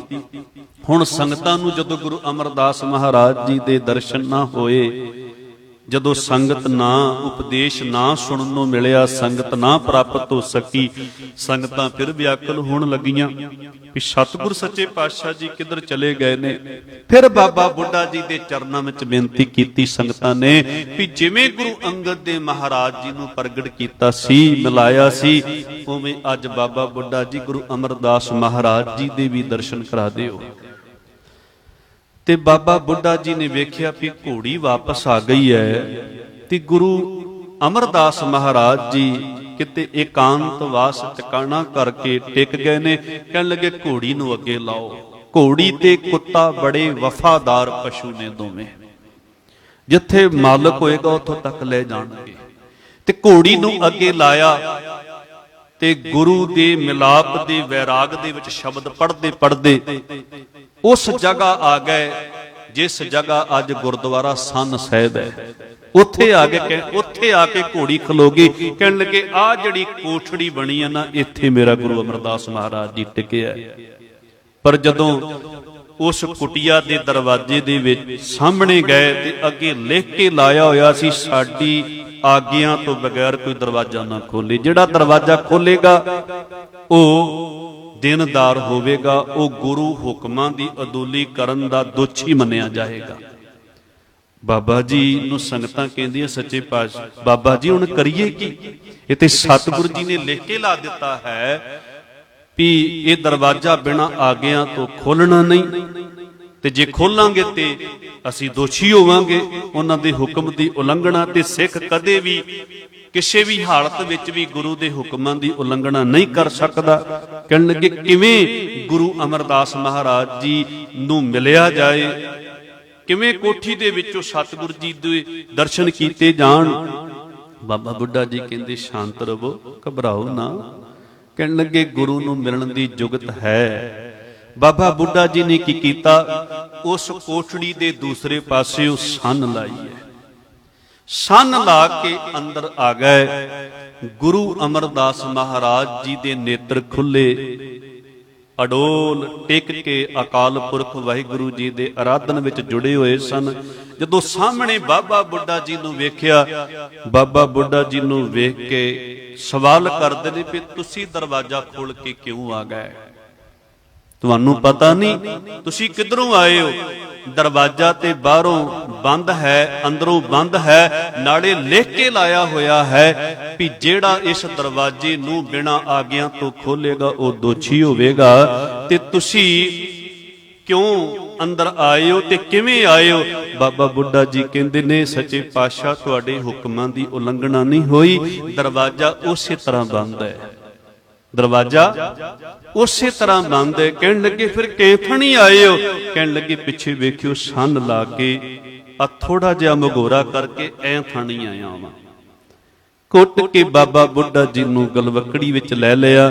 ਕਹਿਣ ਲੱਗੇ ਵਾਹ ਓਏ ਬੁੱਢਿਆ, ਵਾਹ ਓਏ ਭਾਈ ਬਿਰਦ, ਤੂੰ ਇੱਕ ਬੁਜ਼ਾਰਤ ਸੰਗਤਾਂ ਦੀ ਝੋਲੀ ਵਿੱਚ ਪਾ ਦਿੱਤੀ ਹੈ ਵੀ ਜੇ ਗੁਰੂ ਨੂੰ ਮਿਲਣਾ ਹੈ ਤੇ ਬਾਹਰ ਦੇ ਦਰਵਾਜ਼ੇ ਬੰਦ ਕਰਨੇ ਪੈਣਗੇ, ਅੰਦਰਲਾ ਦਰਵਾਜ਼ਾ ਖੋਲਣਾ ਪਵੇਗਾ। 9 ਦੁਆਰੇ ਪ੍ਰਗਟ ਕੀਏ, 10ਵਾਂ ਗੁਪਤ ਰਖਾਇਆ, ਗੁਰਦੁਆਰੇ ਲਾਏ ਭਾਵਨੀ ਇੱਕ ਨਾ, 10ਵਾਂ ਦੁਆਰ ਦਿਖਾਇਆ।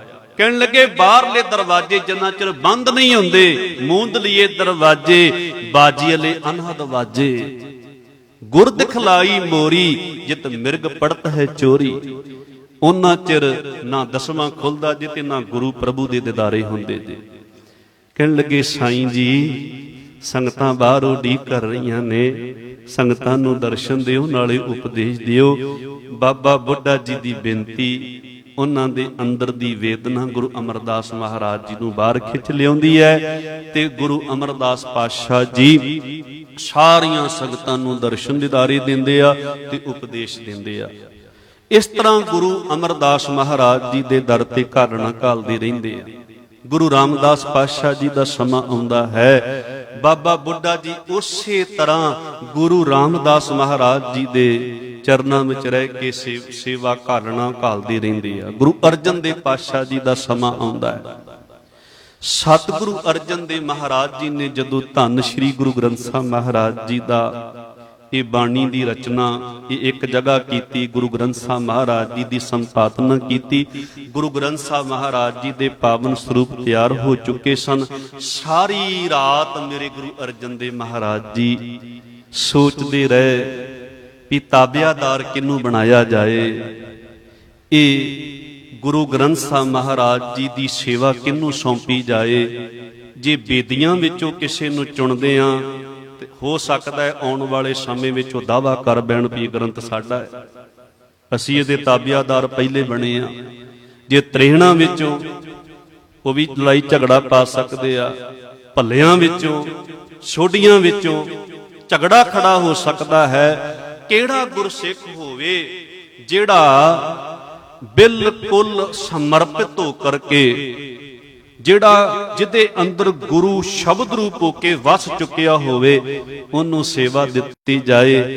ਤੇ ਪਹਿਲੀ ਤਸਵੀਰ ਸਾਰੀ ਰਾਤ ਸੋਚਦਿਆਂ ਵਿਚਾਰ ਕਰਦਿਆਂ ਧੰਨ ਧੰਨ ਬਾਬਾ ਬੁੱਢਾ ਜੀ ਦੀ ਉਹਨਾਂ ਦੀਆਂ ਅੱਖਾਂ ਦੇ ਅੱਗੇ ਆ ਗਈ। ਕਿਉਂ ਨਾ ਸਵੇਰੇ ਅੰਮ੍ਰਿਤ ਵੇਲੇ ਬਾਬਾ ਬੁੱਢਾ ਜੀ ਨੂੰ ਇਹ ਸੇਵਾ ਦਿੱਤੀ ਜਾਏ। ਅੰਮ੍ਰਿਤ ਵੇਲਾ ਹੋਇਆ, ਭਾਈ ਗੁਰਦਾਸ ਜੀ ਨੂੰ ਆਖਿਆ ਬਾਬਾ ਬੁੱਢਾ ਜੀ ਨੂੰ ਬੁਲਾ ਕੇ ਲਿਆਓ। ਸਾਰੀਆਂ ਸੰਗਤਾਂ ਇਕੱਠੀਆਂ ਹੋ ਗਈਆਂ ਨੇ ਤੇ ਬਾਬਾ ਬੁੱਢਾ ਜੀ ਆਏ ਨੇ। ਬਾਬਾ ਬੁੱਢਾ ਜੀ ਨੂੰ ਕਹਿੰਦੇ ਸ੍ਰੀ ਗੁਰੂ ਗ੍ਰੰਥ ਸਾਹਿਬ ਮਹਾਰਾਜ ਜੀ ਨੂੰ ਆਪਣੇ ਸੀਸ ਉੱਤੇ ਲਾਓ। ਬਾਬਾ ਬੁੱਢਾ ਜੀ ਨੇ ਗੁਰੂ ਗ੍ਰੰਥ ਸਾਹਿਬ ਮਹਾਰਾਜ ਜੀ ਨੂੰ ਆਪਣੇ ਸੀਸ ਉੱਤੇ ਲਿਆ ਤੇ ਬਾਬਾ ਬੁੱਢਾ ਜੀ ਵੇਖਣ ਲੱਗ ਪਏ ਕਿ ਗੁਰੂ ਅਰਜਨ ਦੇਵ ਜੀ ਅੱਗੇ ਚੱਲਣਗੇ ਜਾਂ ਮੈਂ ਅੱਗੇ ਚੱਲਾਂ। ਕਿਉਂਕਿ ਹੁਣ ਤੱਕ ਤੇ ਗੁਰੂ ਅਰਜਨ ਦੇ 10 ਪਾਤਸ਼ਾਹੀਆਂ ਤੱਕ ਤੇ ਗੁਰੂ ਦੇਹ ਨੂੰ ਹੀ ਅੱਗੇ ਰੱਖਿਆ ਗਿਆ ਹੈ ਨਾ। ਤੇ ਨਾ ਖਲੋ ਗਏ, ਸਤਿਗੁਰ ਜੀ ਤੁਸੀਂ ਅੱਗੇ ਤੁਰੋ। ਕਹਿਣ ਲੱਗੇ ਨਹੀਂ, ਅੱਜ ਬਾਬਾ ਬੁੱਢਾ ਤੁਸੀਂ ਅੱਗੇ ਤੁਰੋਗੇ ਤੇ ਮੈਂ ਚੌਰ ਸਾਹਿਬ ਦੀ ਸੇਵਾ ਕਰਾਂਗਾ ਤੇ ਉਸ ਤੋਂ ਪਿੱਛੇ ਸਾਰੀਆਂ ਸੰਗਤਾਂ ਗੁਰਬਾਣੀ ਪੜ੍ਹਦੀਆਂ ਤੁਹਾਡੇ ਪਿੱਛੇ ਆਉਣਗੀਆਂ। ਬਾਬਾ ਬੁੱਢਾ ਜੀ ਅੱਗੇ ਨੇ, ਗੁਰੂ ਅਰਜਨ ਦੇਵ ਜੀ ਚੌਰ ਸਾਹਿਬ ਕਰ ਰਹੇ ਨੇ, ਬਾਕੀ ਸੰਗਤਾਂ ਬਾਣੀ ਪੜ੍ਹਦੀਆਂ ਗੁਰੂ ਗ੍ਰੰਥ ਸਾਹਿਬ ਮਹਾਰਾਜ ਜੀ ਨੂੰ ਦਰਬਾਰ ਸਾਹਿਬ ਲੈ ਕੇ ਆਉਂਦੀਆਂ ਨੇ। ਜਦੋਂ ਪੀੜਾ ਸਾਹਿਬ ਤੇ ਗੁਰੂ ਗ੍ਰੰਥ ਸਾਹਿਬ ਮਹਾਰਾਜ ਜੀ ਨੂੰ ਬਿਰਾਜਮਾਨ ਕੀਤਾ ਜਾਂਦਾ ਹੈ ਤੇ ਗੁਰੂ ਅਰਜਨ ਦੇਵ ਜੀ ਇਸ਼ਾਰਾ ਕਰਦੇ ਨੇ, ਬੁੱਢਾ ਜੀ ਅਬ ਖੋਲੋ ਗ੍ਰੰਥ, ਲਿਓ ਆਵਾਜ਼ ਸੁਨੇ ਸਭ ਪੰਥ, ਲੈ ਆਵਾਜ਼ ਬੁੱਢਾ ਤਬ ਬੋਲਾ, ਅਦਬ ਸੰਗ ਗ੍ਰੰਥ ਗੁਰ ਖੋਲਾ। ਕਹਿੰਦੇ ਨੇ ਬਾਬਾ ਬੁੱਢਾ ਜੀ ਨੇ ਉੱਚੀ ਆਵਾਜ਼ ਦੇ ਵਿੱਚ, ਬੜੀ ਪਿਆਰੀ ਆਵਾਜ਼ ਦੇ ਵਿੱਚ ਹੁਕਮਨਾਮਾ ਲਿਆ। ਤੇ ਹੁਕਮਨਾਮਾ ਪਤਾ ਕਿਹੜਾ ਆਇਆ ਸੀ? ਸੰਤਾਂ ਕੇ ਕਾਰਜ ਆਪ ਖਲੋਇਆ, ਹਰ ਕੰਮ ਕਰਾਵਣ ਆਇਆ ਰਾ। ਬਾਬਾ ਬੁੱਢਾ ਜੀ ਨੇ ਗੁਰੂ ਅਰਜਨ ਦੇਵ ਮਹਾਰਾਜ ਜੀ ਦੇ ਵੇਲੇ ਬਹੁਤ ਘਾਲਣਾ ਘਾਲੀ। ਸੱਚ ਜਾਣਿਓ ਉਸ ਦਿਨ ਬਾਬਾ ਬੁੱਢਾ ਜੀ ਗ੍ਰੰਥੀ ਹੀ ਨਹੀਂ ਬਣੇ, ਗ੍ਰੰਥੀ ਦਾ ਜਨਮਦਾਤਾ ਬਾਬਾ ਬੁੱਢਾ ਜੀ ਹੈ। ਬਾਬਾ ਬੁੱਢਾ ਜੀ ਗ੍ਰੰਥੀ ਨਾ ਮੰਨਦੇ ਤੇ ਸਾਡੇ ਵਰਗੇ ਅੱਜ ਤਾਬਿਆਂ ਤੇ ਨਾ ਬੈਠੇ ਹੁੰਦੇ। ਤੇ ਗੁਰੂ ਹਰਗੋਬਿੰਦ ਪਾਤਸ਼ਾਹ ਜੀ ਦਾ ਸਮਾਂ ਆਉਂਦਾ ਹੈ, ਸਤਿਗੁਰੂ ਹਰਗੋਬਿੰਦ ਪਾਤਸ਼ਾਹ ਜੀ ਮੀਰੀ ਤੇ ਪੀਰੀ ਦੀਆਂ ਦੋ ਕਿਰਪਾਨਾਂ ਪਹਿਨਦੇ ਨੇ। ਬਾਬਾ ਬੁੱਢਾ ਜੀ ਇਤਿਹਾਸ ਦਾ ਉਹ ਵਰਕਾ ਹੈ ਜਿਨ੍ਹਾਂ ਨੇ ਗੁਰਬਾਣੀ ਦਾ ਯੁੱਗ ਵੀ ਵੇਖਿਆ ਤੇ ਕੁਰਬਾਨੀ ਦਾ ਯੁੱਗ ਵੀ ਵੇਖਿਆ। ਗੁਰਬਾਣੀ 5 ਪਾਤਸ਼ਾਹੀਆਂ ਤੱਕ ਲਿਖੀ ਗਈ, ਸੰਪਾਦਨ ਹੋਇਆ ਤੇ ਉਹਨਾਂ ਦੀਆਂ ਅੱਖਾਂ ਦੇ ਸਾਹਮਣੇ ਹੀ ਗੁਰੂ ਅਰਜਨ ਦੇਵ ਮਹਾਰਾਜ ਜੀ ਦੇ ਸ਼ਹੀਦੀ ਜਾਮਾ ਪੀਤਾ, ਕੁਰਬਾਨੀ ਦਾ ਯੁੱਗ ਵੀ ਵੇਖਿਆ। ਹੁਣ ਸ਼ਸਤਰ ਦਾ ਸੁਮੇਲ ਵੀ ਹੋਇਆ, ਭਗਤੀ ਤੇ ਸ਼ਕਤੀ ਨਾਲ ਜੁੜੇ ਨੇ, ਤੇ ਇਹ ਦੋ ਕਿਰਪਾਨਾਂ ਵੀ ਬਾਬਾ ਬੁੱਢਾ ਸਾਹਿਬ ਜੀ ਨੇ ਗੁਰੂ ਹਰਗੋਬਿੰਦ ਮਹਾਰਾਜ ਜੀ ਨੂੰ ਪਹਿਨਾਈਆਂ ਨੇ। ਇਸ ਤਰ੍ਹਾਂ ਘਾਲਣਾ ਘਾਲਦਿਆਂ 100 ਕਰੀਬਨ 30 ਸਾਲਾਂ ਦੇ ਹੋ ਚੁੱਕੇ ਨੇ। 125 ਸਾਲਾਂ ਦੇ ਹੋ ਕਰਕੇ ਉਹਨਾਂ ਨੇ ਸੰਸਾਰ ਨੂੰ ਛੱਡਿਆ ਹੈ। ਅੱਜ ਬਾਬਾ ਬੁੱਢਾ ਜੀ ਬੜੀ ਬਿਰਧ ਅਵਸਥਾ ਦੇ ਵਿੱਚ ਨੇ, ਤੇ ਜੋ ਸਥਾਨ ਉਹਨਾਂ ਦਾ ਵੱਖਰਾ ਬਣਾਇਆ ਹੋਇਆ ਸੀ ਬਾਬੇ ਬੁੱਢੇ ਕੀ ਬੀੜ, ਉੱਥੋਂ ਚੱਲ ਕੇ ਕੁਝ ਸਿੰਘਾਂ ਦੇ ਨਾਲ ਰੋਜ਼ਾਨਾ ਗੁਰੂ ਹਰਗੋਬਿੰਦ ਮਹਾਰਾਜ ਜੀ ਦੇ ਦਰਸ਼ਨ ਕਰਨ ਵਾਸਤੇ ਅੰਮ੍ਰਿਤਸਰ ਆਉਂਦੇ ਨੇ। ਅੱਜ ਵੀ ਆਏ ਨੇ। ਅੱਜ ਜਦੋਂ ਬਾਬਾ ਬੁੱਢਾ ਸਾਹਿਬ ਜੀ ਗੁਰੂ ਹਰਗੋਬਿੰਦ ਪਾਤਸ਼ਾਹ ਜੀ ਨੂੰ ਝੁਕ ਕੇ ਮੱਥਾ ਟੇਕ ਕੇ ਬੈਠਣ ਲੱਗੇ ਨਾ, ਥੋੜਾ ਜਿਹਾ ਪੈਰ ਥਿੜਕਿਆ, ਪਰ ਛੇਤੀ ਨਾਲ ਸਿੱਖਾਂ ਨੇ ਸੰਭਾਲ ਲਿਆ, ਡਿੱਗਣ ਨਾ ਦਿੱਤਾ। ਥੋੜਾ ਜਿਹਾ ਔਖਿਆਈ ਮਹਿਸੂਸ ਕੀਤੀ ਉਹਨਾਂ ਨੇ, ਮੱਥਾ ਟੇਕਣ ਲੱਗਿਆ ਤੇ ਥਿੜਕਣ ਲੱਗੇ ਸਨ, ਸਿੱਖਾਂ ਨੇ ਸੰਭਾਲ ਲਿਆ। ਬਾਬਾ ਬੁੱਢਾ ਜੀ ਬਹਿ ਗਏ ਸਾਹਮਣੇ। ਗੁਰੂ ਹਰਗੋਬਿੰਦ ਪਾਤਸ਼ਾਹ ਜੀ ਤਖਤ ਤੋਂ ਉੱਠੇ ਨੇ। ਤਖਤ ਤੋਂ ਉੱਠ ਕੇ ਬਾਬਾ ਬੁੱਢਾ ਜੀ ਦੇ ਕੋਲ ਆਏ। ਬਾਬਾ ਬੁੱਢਾ ਜੀ ਨੂੰ ਕਹਿਣ ਲੱਗੇ, ਬਾਬਾ ਜੀ ਇੱਕ ਬੇਨਤੀ ਕਰਨੀ ਹੈ। ਕਹਿਣ ਲੱਗੇ, ਸੱਚੇ ਪਾਤਸ਼ਾਹ ਬੇਨਤੀ ਨਹੀਂ, ਤੁਸੀਂ ਗੁਰੂ ਨਾਨਕ ਦੀ ਜੋਤ ਦੇ ਮਾਲਕ, ਹੁਕਮ ਕਰੋ। ਕਹਿਣ ਲੱਗੇ, ਨਹੀਂ ਬੇਨਤੀ ਕਰਨੀ ਹੈ। ਕਹਿਣ ਲੱਗੇ, ਦੱਸੋ। ਕਹਿਣ ਲੱਗੇ, ਬੇਨਤੀ ਇਹ ਹੈ ਕਿ ਗੁਰੂ ਦਰਬਾਰ ਵਿੱਚ ਤੁਸੀਂ ਨਾ ਆਇਆ ਕਰੋ। ਜਦੋਂ ਐਸੀ ਬਾਤ ਸੁਣੀ, ਬਾਬਾ ਬੁੱਢਾ ਜੀ ਦਾ ਦਿਲ ਹਿੱਲ ਗਿਆ, ਅੰਦਰੋਂ ਹਿਰਦਾ ਕੰਬ ਗਿਆ। ਕਹਿਣ ਲੱਗੇ, ਸੱਚੇ ਪਾਤਸ਼ਾਹ ਨਿੱਕੜੀ ਉਮਰ ਤੋਂ ਇਹਨਾਂ ਅੱਖਾਂ ਨੇ ਤੈਨੂੰ ਵੇਖਿਆ ਹੈ, ਨਿੱਕੜੀ ਉਮਰ ਤੋਂ ਇਹਨਾਂ ਕੰਨਾਂ ਨੇ ਤੇਰੇ ਬੋਲ ਸੁਣੇ ਨੇ, ਨਿੱਕੜੀ ਉਮਰ ਤੋਂ ਇਹਨਾਂ ਹੱਥਾਂ ਨੇ ਤੇਰੇ ਘਰ ਦੇ ਵਿੱਚ ਕਰਤਾਰਪੁਰ ਤੋਂ ਸ਼ੁਰੂ ਹੋਈ ਹੈ ਗੱਲ, ਇੱਥੇ ਅੰਮ੍ਰਿਤਸਰ ਦੀ ਧਰਤੀ ਤੇ ਆ ਚੁੱਕੀ ਹੈ।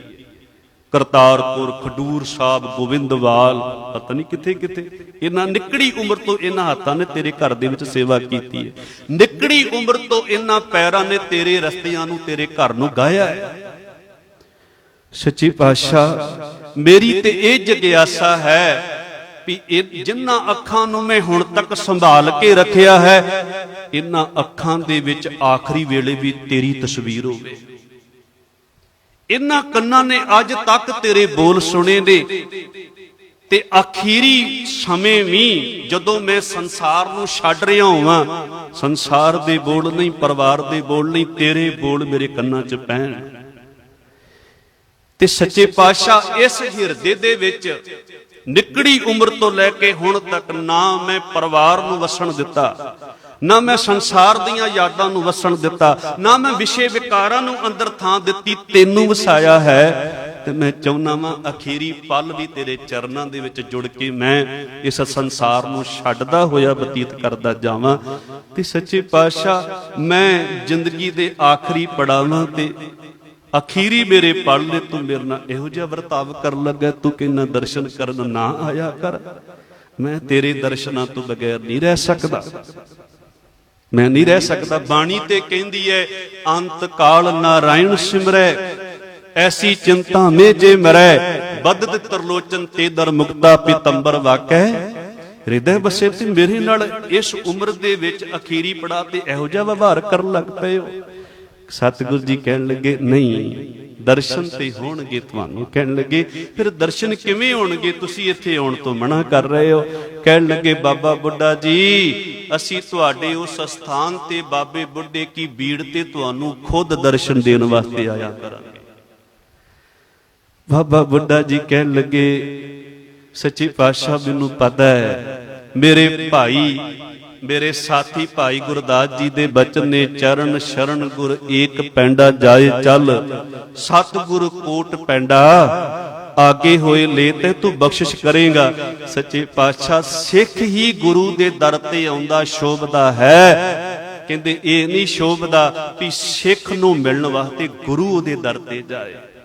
ਪਾਪ ਸੁਹਾਵੇ ਤਾਂ ਧੋ ਦਿਰ ਚੁਲਦੇ, ਸੀਸ ਸੁਹਾਵਾ ਚਰਣੀ, ਮੁਖ ਸੁਹਾਵਾ ਤਾਂ ਜੋ ਤਉ ਜਸ ਗਾਵੇ, ਜਿਉ ਪਿਆ ਤੋ ਸ਼ਰਣੀ। ਕਹਿਣ ਲੱਗੇ ਇਹਨਾਂ ਕਹਿ ਕੇ ਨਾ ਗੁਰੂ ਹਰਗੋਬਿੰਦ ਪਾਤਸ਼ਾਹ ਜੀ ਸਿੰਘਾਸਣ ਤੇ ਜਾ ਕੇ ਬਹਿ ਗਏ। 4 ਮਿੰਟ ਤੁਹਾਡੇ ਲੈਣੇ ਆ ਮੈਂ। ਇਹਨਾਂ ਕਹਿ ਕੇ ਸਿੰਘਾਸਣ ਤੇ ਜਾ ਕੇ ਬਹਿ ਗਏ। ਹੁਣ ਸਤਿਗੁਰੂ ਹਰਗੋਬਿੰਦ ਪਾਤਸ਼ਾਹ ਜੀ ਕਹਿੰਦੇ ਪਹਿਲਾਂ ਤੇ ਬਾਬਾ ਜੀ ਹੈਗੀ ਸੀ ਬੇਨਤੀ, ਹੁਣ ਹੈ ਹੁਕਮ। ਕਹਿਣ ਲੱਗੇ ਦੱਸੋ। ਕਹਿਣ ਲੱਗੇ ਤੁਸੀਂ ਦਰਬਾਰ ਵਿੱਚ ਆਇਆ ਕਰੋਗੇ, ਪਰ ਹੁਣ ਤੁਸੀਂ ਪਾਲਕੀ ਤੇ ਸਵਾਰ ਹੋ ਕੇ ਆਇਆ ਕਰੋਗੇ, ਉਹਦਾ ਪ੍ਰਬੰਧ ਕੀਤਾ ਜਾਏਗਾ। ਕਹਿਣ ਲੱਗੇ ਪਾਲਕੀ ਤੇ? ਕਹਿਣ ਲੱਗੇ ਹਾਂ ਜੀ, 4 ਸਿੰਘ ਤੁਹਾਡੇ ਨਾਲ ਸਿੰਘ ਆਉਂਦੇ ਹੀ ਨੇ, ਤੁਹਾਨੂੰ ਪਾਲਕੀ ਤੇ ਬਿਠਾ ਕਰਕੇ ਗੁਰੂ ਦਰਬਾਰ ਵਿੱਚ ਲਿਆਇਆ ਕਰਨਗੇ। ਜਿੰਨਾ ਚਿਰ ਇੱਥੇ ਬਾਣੀ ਸੁਣਨੀ ਹੈ, ਜਿੰਨਾ ਚਿਰ ਸੇਵਾ ਕਰਨੀ, ਤੁਹਾਡਾ ਆਪਣਾ ਮਨ ਤੇ ਪਾਲਕੀ ਤੇ ਤੁਹਾਨੂੰ ਛੱਡ ਜਾਇਆ ਕਰਨਗੇ। ਤੁਸੀਂ ਵਿਰੁੱਧ ਹੋ ਚੁੱਕੇ ਹੋ। ਥੋੜਾ ਜਿਹਾ ਸਰੀਰ ਨੂੰ ਔਖਿਆਈ ਵੇਖੀ ਤਾਂ ਮੈਂ ਫੈਸਲਾ ਲਿਆ, ਹੁਣ ਹੁਕਮ ਸੀ ਮੰਨਣਾ ਪਿਆ। 7 ਬਚਨ ਸੱਚੇ ਪਾਤਸ਼ਾਹ ਜੀ। ਹੁਣ ਰੋਜ਼ਾਨਾ ਬਾਬਾ ਬੁੱਢਾ ਜੀ ਦੀ ਪਾਲਕੀ ਉਹਨਾਂ ਨੂੰ ਉਹਦੇ ਵਿੱਚ ਬਿਠਾ ਕੇ ਸਿੱਖ ਲਿਆਉਂਦੇ ਨੇ ਤੇ ਬਾਬਾ ਬੁੱਢਾ ਜੀ ਬਚਨ ਸੁਣਦੇ ਨੇ, ਉਪਦੇਸ਼ ਸੁਣਦੇ ਨੇ, ਹੱਥਾਂ ਨਾਲ ਥੋੜੀ ਬਹੁਤ ਸੇਵਾ ਕਰਕੇ ਵਾਪਸ ਆਪਣੀ ਬਾਬੇ ਬੁੱਢੇ ਕੀ ਬੀੜ ਗੁਰਦੁਆਰਾ ਸਾਹਿਬ ਵਿਖੇ ਆ ਜਾਂਦੇ ਨੇ। ਅੱਜ ਵੀ ਬਾਬਾ ਬੁੱਢਾ ਜੀ ਦੀ ਪਾਲਕੀ ਆ ਰਹੀ ਹੈ। ਇੱਕ ਨੌਜਵਾਨ ਉੱਚਾ ਲੰਮਾ ਉਹਦਾ ਕੱਦ ਹੈ ਤੇ ਮੌਸਮ ਠੰਡਾ ਨਹੀਂ ਹੈ, ਪਰ ਉਹਨੇ ਆਪਣਾ ਮੂੰਹ ਸਿਰ ਲਪੇਟਿਆ ਹੋਇਆ ਹੈ। ਉਹਨੇ ਇਸ਼ਾਰਾ ਕੀਤਾ ਤੇ ਜਿਹੜੇ ਪਾਲਕੀ ਨੂੰ ਮੋਢਾ ਦੇਣ ਵਾਲੇ ਸਿੱਖ ਸਾਨੂੰ ਸਮਝ ਗਏ ਵੀ ਇਹ ਸਿੱਖ ਵੀ ਪਾਲਕੀ ਨੂੰ ਮੋਢਾ ਦੇਣਾ ਚਾਹੁੰਦੇ ਹਨ। ਇਸ਼ਾਰਾ ਕੀਤਾ, ਇੱਕ ਸਿੱਖ ਵਿੱਚੋਂ ਹਟਿਆ ਹੈ। ਉਹ ਨੌਜਵਾਨ ਉੱਚੇ ਲੰਮੇ ਕੱਦ ਕਾਠੀ ਵਾਲਾ, ਉਹ ਪਾਲਕੀ ਨੂੰ ਮੋਢਾ ਦੇਣ ਵਾਸਤੇ ਥੱਲੇ ਹੋ ਗਿਆ। ਜਦ ਉਹ ਉੱਚਾ ਲੰਮਾ ਸੀ ਤੇ ਪਾਲਕੀ ਦਾ ਥੋੜਾ ਜਿਹਾ ਬੈਲੈਂਸ ਵਿਗੜਿਆ ਹੈ। ਪਾਲਕੀ ਤੁਰ ਰਹੀ ਹੈ, ਬਾਬਾ ਬੁੱਢਾ ਜੀ ਨੇ ਵਿੱਚੋਂ ਆਵਾਜ਼ ਮਾਰੀ, ਪਾਲਕੀ ਰੋਕ ਦਿਓ, ਪਾਲਕੀ ਰੋਕ ਦਿਓ। ਉਹ ਨੌਜਵਾਨ ਕਹਿੰਦਾ ਕੋਈ ਗੱਲ ਨਹੀਂ, ਥੋੜਾ ਜਿਹਾ ਰਹਿ ਗਿਆ ਗੁਰੂ ਦਰਬਾਰ, ਗੁਰੂ ਘਰ, ਚੱਲਦੇ ਚੱਲੋ। ਰੋਕਣਾ ਕੀ ਹੈ ਰਾਹ ਦੇ ਵਿੱਚ? 4-5 ਕਦਮ ਹੋਰ ਚੱਲੇ ਨੇ, ਬਾਬੇ ਬੁੱਢੇ ਨੇ ਦਵਾਈ ਪਾ ਦਿੱਤੀ। ਕਹਿਣ ਲੱਗੇ ਪਾਲਕੀ ਰੋਕ ਦਿਓ, ਨਹੀਂ ਤੇ ਮੈਂ ਛਾਲ ਮਾਰ ਦਿਆਂਗਾ ਵਿੱਚੋਂ। ਆਖਿਰ ਹੁਣ ਪਾਲਕੀ ਰੋਕਣੀ ਪਈ। ਜਦੋਂ ਪਾਲਕੀ ਰੋਕੀ, ਬਾਬਾ ਬੁੱਢਾ ਜੀ ਬੜੇ ਸਹਿਜਤਾ ਦੇ ਨਾਲ ਉਸ ਪਾਲਕੀ ਦੇ ਵਿੱਚੋਂ ਨਿਕਲੇ ਨੇ ਤੇ ਜਿਸ ਨੌਜਵਾਨ ਨੇ ਆਪਣਾ ਮੂੰਹ ਲਪੇਟਿਆ ਹੋਇਆ ਸੀ, ਉੱਚੇ ਲੰਮੇ ਕੱਦ ਕਾਠੀ ਵਾਲਾ, ਉਹਦੇ ਚਰਨਾਂ ਤੇ ਟਹਿ ਪਏ। ਅੱਖਾਂ ਦੇ ਵਿੱਚੋਂ ਵੈਰਾਗ ਦੇ ਜਲ ਹੈ ਤੇ ਕਹਿਣ ਲੱਗੇ ਉਹ ਮੇਰਾ ਦੀਆਂ ਸਾਈਆਂ, ਉਹ ਮੇਰੇ ਮੀਰੀ ਪੀਰੀ ਦੀਆਂ ਮਾਲਕਾ, ਇਹਨਾਂ ਹੱਥਾਂ ਨੇ ਤੈਨੂੰ ਲੋਰੀਆਂ ਦਿੱਤੀਆਂ ਨੇ, ਖਿਡਾਇਆ ਏ। ਮੈਂ ਤੈਨੂੰ ਗੁਰੂ ਅਰਜਨ ਦੇਵ ਜੀ ਦਾ ਪੁੱਤ ਨਹੀਂ ਮੰਨਦਾ, ਮੈਂ ਤੈਨੂੰ ਸੱਚਾ ਪਾਤਸ਼ਾਹ ਗੁਰੂ ਹਰਗੋਬਿੰਦ ਮਹਾਰਾਜ ਗੁਰੂ ਨਾਨਕ ਦਾ ਰੂਪ ਮੰਨਦਾ ਵਾਂ। ਕਹਿਣ ਲੱਗੇ ਹੋਰ ਭਾਵੇਂ ਕੋਈ ਤੈਨੂੰ ਪਛਾਣੇ ਤਾਂ ਨਾ ਪਛਾਣੇ, ਇਹ ਬਾਬਾ ਬੁੱਢਾ ਕਿਵੇਂ ਤੈਨੂੰ ਭੁੱਲ ਸਕਦਾ ਏ? ਸਿੱਖ ਪਾਲਕੀ ਦੇ ਵਿੱਚ ਹੋਵੇ ਤੇ ਤੇਰੇ ਵਰਗਾ ਸ਼ਹਿਨਸ਼ਾਹ ਮੋਢਾ ਦੇਵੇ, ਏਡਾ ਵੱਡਾ ਅਨਰਥ। ਕਹਿਣ ਲੱਗੇ ਗੁਰੂ ਦੀ ਪਾਲਕੀ ਜਾ ਰਹੀ ਹੋਵੇ, ਯਾਰ ਚੁੱਪ ਕਰ ਜਾਓ ਤੁਸੀਂ ਯਾਰ, ਤੁਹਾਡੀਆਂ ਆਵਾਜ਼ਾਂ ਬਹੁਤ ਆ ਰਹੀਆਂ। ਗੁਰੂ ਦੀ ਪਾਲਕੀ ਜਾ ਰਹੀ ਹੋਵੇ, ਸਿੱਖ ਮੋਢਾ ਦਿੰਦਾ ਤਾਂ ਚੰਗਾ ਲੱਗਦਾ ਹੈ, ਪਰ ਸਿੱਖ ਦੀ ਪਾਲਕੀ ਹੋਵੇ ਤੇ ਗੁਰੂ ਮੋਢਾ ਦੇਵੇ, ਏਡਾ ਵੱਡਾ ਅਨਰਥ ਕਿੱਥੇ ਲੇਖਾ ਦਿਆਂਗਾ ਮੈਂ। ਗੁਰੂ ਹਰਗੋਬਿੰਦ ਪਾਤਸ਼ਾਹ ਜੀ ਨੇ ਆਪਣੇ ਮੁਖੜੇ ਤੋਂ ਲਾਇਆ ਸਾਫਾ ਤੇ ਸਿੱਖ ਵੀ ਹੈਰਾਨ ਵੀ ਗੁਰੂ ਹਰਗੋਬਿੰਦ ਮਹਾਰਾਜ ਜੀ। ਕਹਿਣ ਲੱਗੇ ਬਾਬਾ ਬੁੱਢਾ ਜੀ ਤੁਸੀਂ ਬੜੀ ਵੱਡੀ ਕਮਾਈ ਵਾਲੇ ਹੋ, ਬਹੁਤ ਵੱਡੀ ਤੁਹਾਡੀ ਕਮਾਈ ਹੈ। ਕਹਿਣ ਲੱਗੇ ਜਿਨ੍ਹਾਂ ਦੀਆਂ ਕਮਾਈਆਂ ਹੁੰਦੀਆਂ ਨੇ ਨਾ, ਉਹਨਾਂ ਨੂੰ ਉਹਨਾਂ ਦੀ ਔਲਾਦ, ਉਹਨਾਂ ਦੇ ਸੇਵਕ ਪਾਲਕੀਆਂ ਤੇ ਲੈ ਕੇ ਜਾਂਦੇ ਹੁੰਦੇ ਆ, ਤੁਹਾਡੀ ਤੇ ਬੜੀ ਵੱਡੀ ਕਮਾਈ ਹੈ। ਕਹਿਣ ਲੱਗੇ ਬਾਬਾ ਬੁੱਢਾ ਜੀ ਮੇਰੇ ਪਿਤਾ ਜੀ ਗੁਰੂ ਅਰਜਨ ਦੇਵ ਜੀ ਜਦੋਂ ਕਾਬਲ ਕਧਾਰ ਤੋਂ ਸੰਗਤਾਂ ਆਈਆਂ ਸਨ, ਸਾਰੀ ਰਾਤ ਉਹਨਾਂ ਸੰਗਤਾਂ ਦੀ ਸੇਵਾ ਕਰਦੇ ਰਹੇ ਤੇ ਇਹ ਬਚਨ ਨੇ ਗੁਰੂ ਪਿਤਾ ਜੀ ਦੇ, ਗੁਰਸਿੱਖਾਂ ਕੀ ਹਰ ਧੂੜ ਦੇ ਹਮ ਪਾਪੀ ਭੀ ਗਤ ਪਾਹੇ। ਬਾਬਾ ਬੁੱਢਾ ਜੀ ਏਡੀ ਵੱਡੀ ਤੁਹਾਡੀ ਕਮਾਈ, 125 ਦੇ ਵਿੱਚੋਂ 113 ਸਾਲ ਗੁਰੂ ਘਰ ਨੂੰ ਲੇਖੇ ਲਾ ਦਿੱਤੇ। ਬਾਬਾ ਬੁੱਢਾ ਜੀ ਅੱਜ ਮੈਂ ਵੀ ਮੋਢਾ ਦੇ ਕਰਕੇ ਤੁਹਾਡੀ ਪਾਲਕੀ ਨੂੰ ਆਪਣਾ ਜੀਵਨ ਪਵਿੱਤਰ ਕਰ ਦੇਣਾ ਚਾਹੁੰਦਾ ਸਾਂ। ਜਦੋਂ ਇਹ ਵਚਨ ਸੁਣੇ ਤਾਂ ਨਿਕਲ ਗਈਆਂ ਬਾਬਾ ਬੁੱਢਾ ਜੀ ਦੀਆਂ। ਘੁੱਟ ਕੇ ਗਲਵਕੜੀ ਵਿੱਚ ਗੁਰੂ ਹਰਗੋਬਿੰਦ ਮਹਾਰਾਜ ਜੀ ਨੇ ਬਾਬਾ ਬੁੱਢਾ ਜੀ ਨੂੰ ਲੈ ਲਿਆ। ਮੈਂ ਗੱਲ ਕਰਨਾ ਚਾਹੁੰਦਾ ਵਾਂ ਸਿੱਖਾ, ਤੂੰ ਗੁਰੂ ਦਾ ਬਣ ਕੇ ਤੇ ਵੇਖ, ਗੁਰੂ ਤੇਰੀਆਂ ਪਾਲਕੀਆਂ ਵੀ ਚੁੱਕਣ ਨੂੰ ਤਿਆਰ ਆ। ਪਰ ਅਸੀਂ ਗੁਰੂ ਦੇ ਨਹੀਂ ਨਾ ਬਣਦੇ। ਅਸੀਂ ਤੇ ਦੇਵੀ ਦੇਵਤਿਆਂ, ਪੰਡਤਾਂ, ਅਸੀਂ ਤੇ ਪਖੰਡੀ ਬਾਬਿਆਂ, ਪਤਾ ਨਹੀਂ ਕਿਹਨੂੰ ਕਿਹਨੂੰ ਮੱਥਾ ਟੇਕੀ ਫਿਰਦੇ ਆ। ਆਹ ਕੱਲ ਨੂੰ ਆ ਲక్ష్ਮੀ ਦੀ ਪੂਜਾ ਹੋਣੀ ਹੈ, ਕੋਈ ਕਸਰ ਨਹੀਂ ਛੱਡਣੀ ਆਪਾਂ ਵੀ। ਕੋਈ ਵਿਸ਼ਵਕਰਮਾ ਦੀ ਪੂਜਾ ਕਰੀ ਜਾਂਦਾ, ਪਾਠ ਤੱਕ ਰਖਾਏ ਜਾਂਦੇ ਆ। ਗੁਰੂ ਤੇਰੀਆਂ ਪਾਲਕੀਆਂ ਚੁੱਕਣ ਨੂੰ ਵੀ ਤਿਆਰ ਹੈ, ਜੇ ਗੁਰੂ ਦੇ ਲੇਖੇ ਜ਼ਿੰਦਗੀ ਆਪਣੀ ਲਾ ਦੇਂਗਾ। ਸੱਚ ਜਾਣਿਓ, ਅੱਜ ਉਹ ਸਮਾਂ ਆ ਗਿਆ ਜਦੋਂ ਬਾਬਾ ਬੁੱਢਾ ਜੀ ਇਸ ਸੰਸਾਰ ਨੂੰ ਛੱਡ ਕੇ ਜਾਣ ਵਾਲੇ ਨੇ, ਤੇ ਸੁਨੇਹਾ ਭੇਜਤਾ, ਮੀਰੀ ਪੀਰੀ ਦੇ ਮਾਲਕ ਨੂੰ ਛੇਤੀ ਬੁਲਾ ਲਵੋ, ਮੇਰੇ ਕੋਲ ਇੱਕ ਰਾਤ ਦਾ ਸਮਾਂ ਹੈ, ਕੱਲ ਸਵੇਰੇ, ਕੱਲ ਅੰਮ੍ਰਿਤ ਵੇਲੇ ਤੱਕ ਅਸੀਂ ਇਸ ਸੰਸਾਰ ਨੂੰ ਛੱਡ ਕੇ ਚਲੇ ਜਾਣਾ ਹੈ।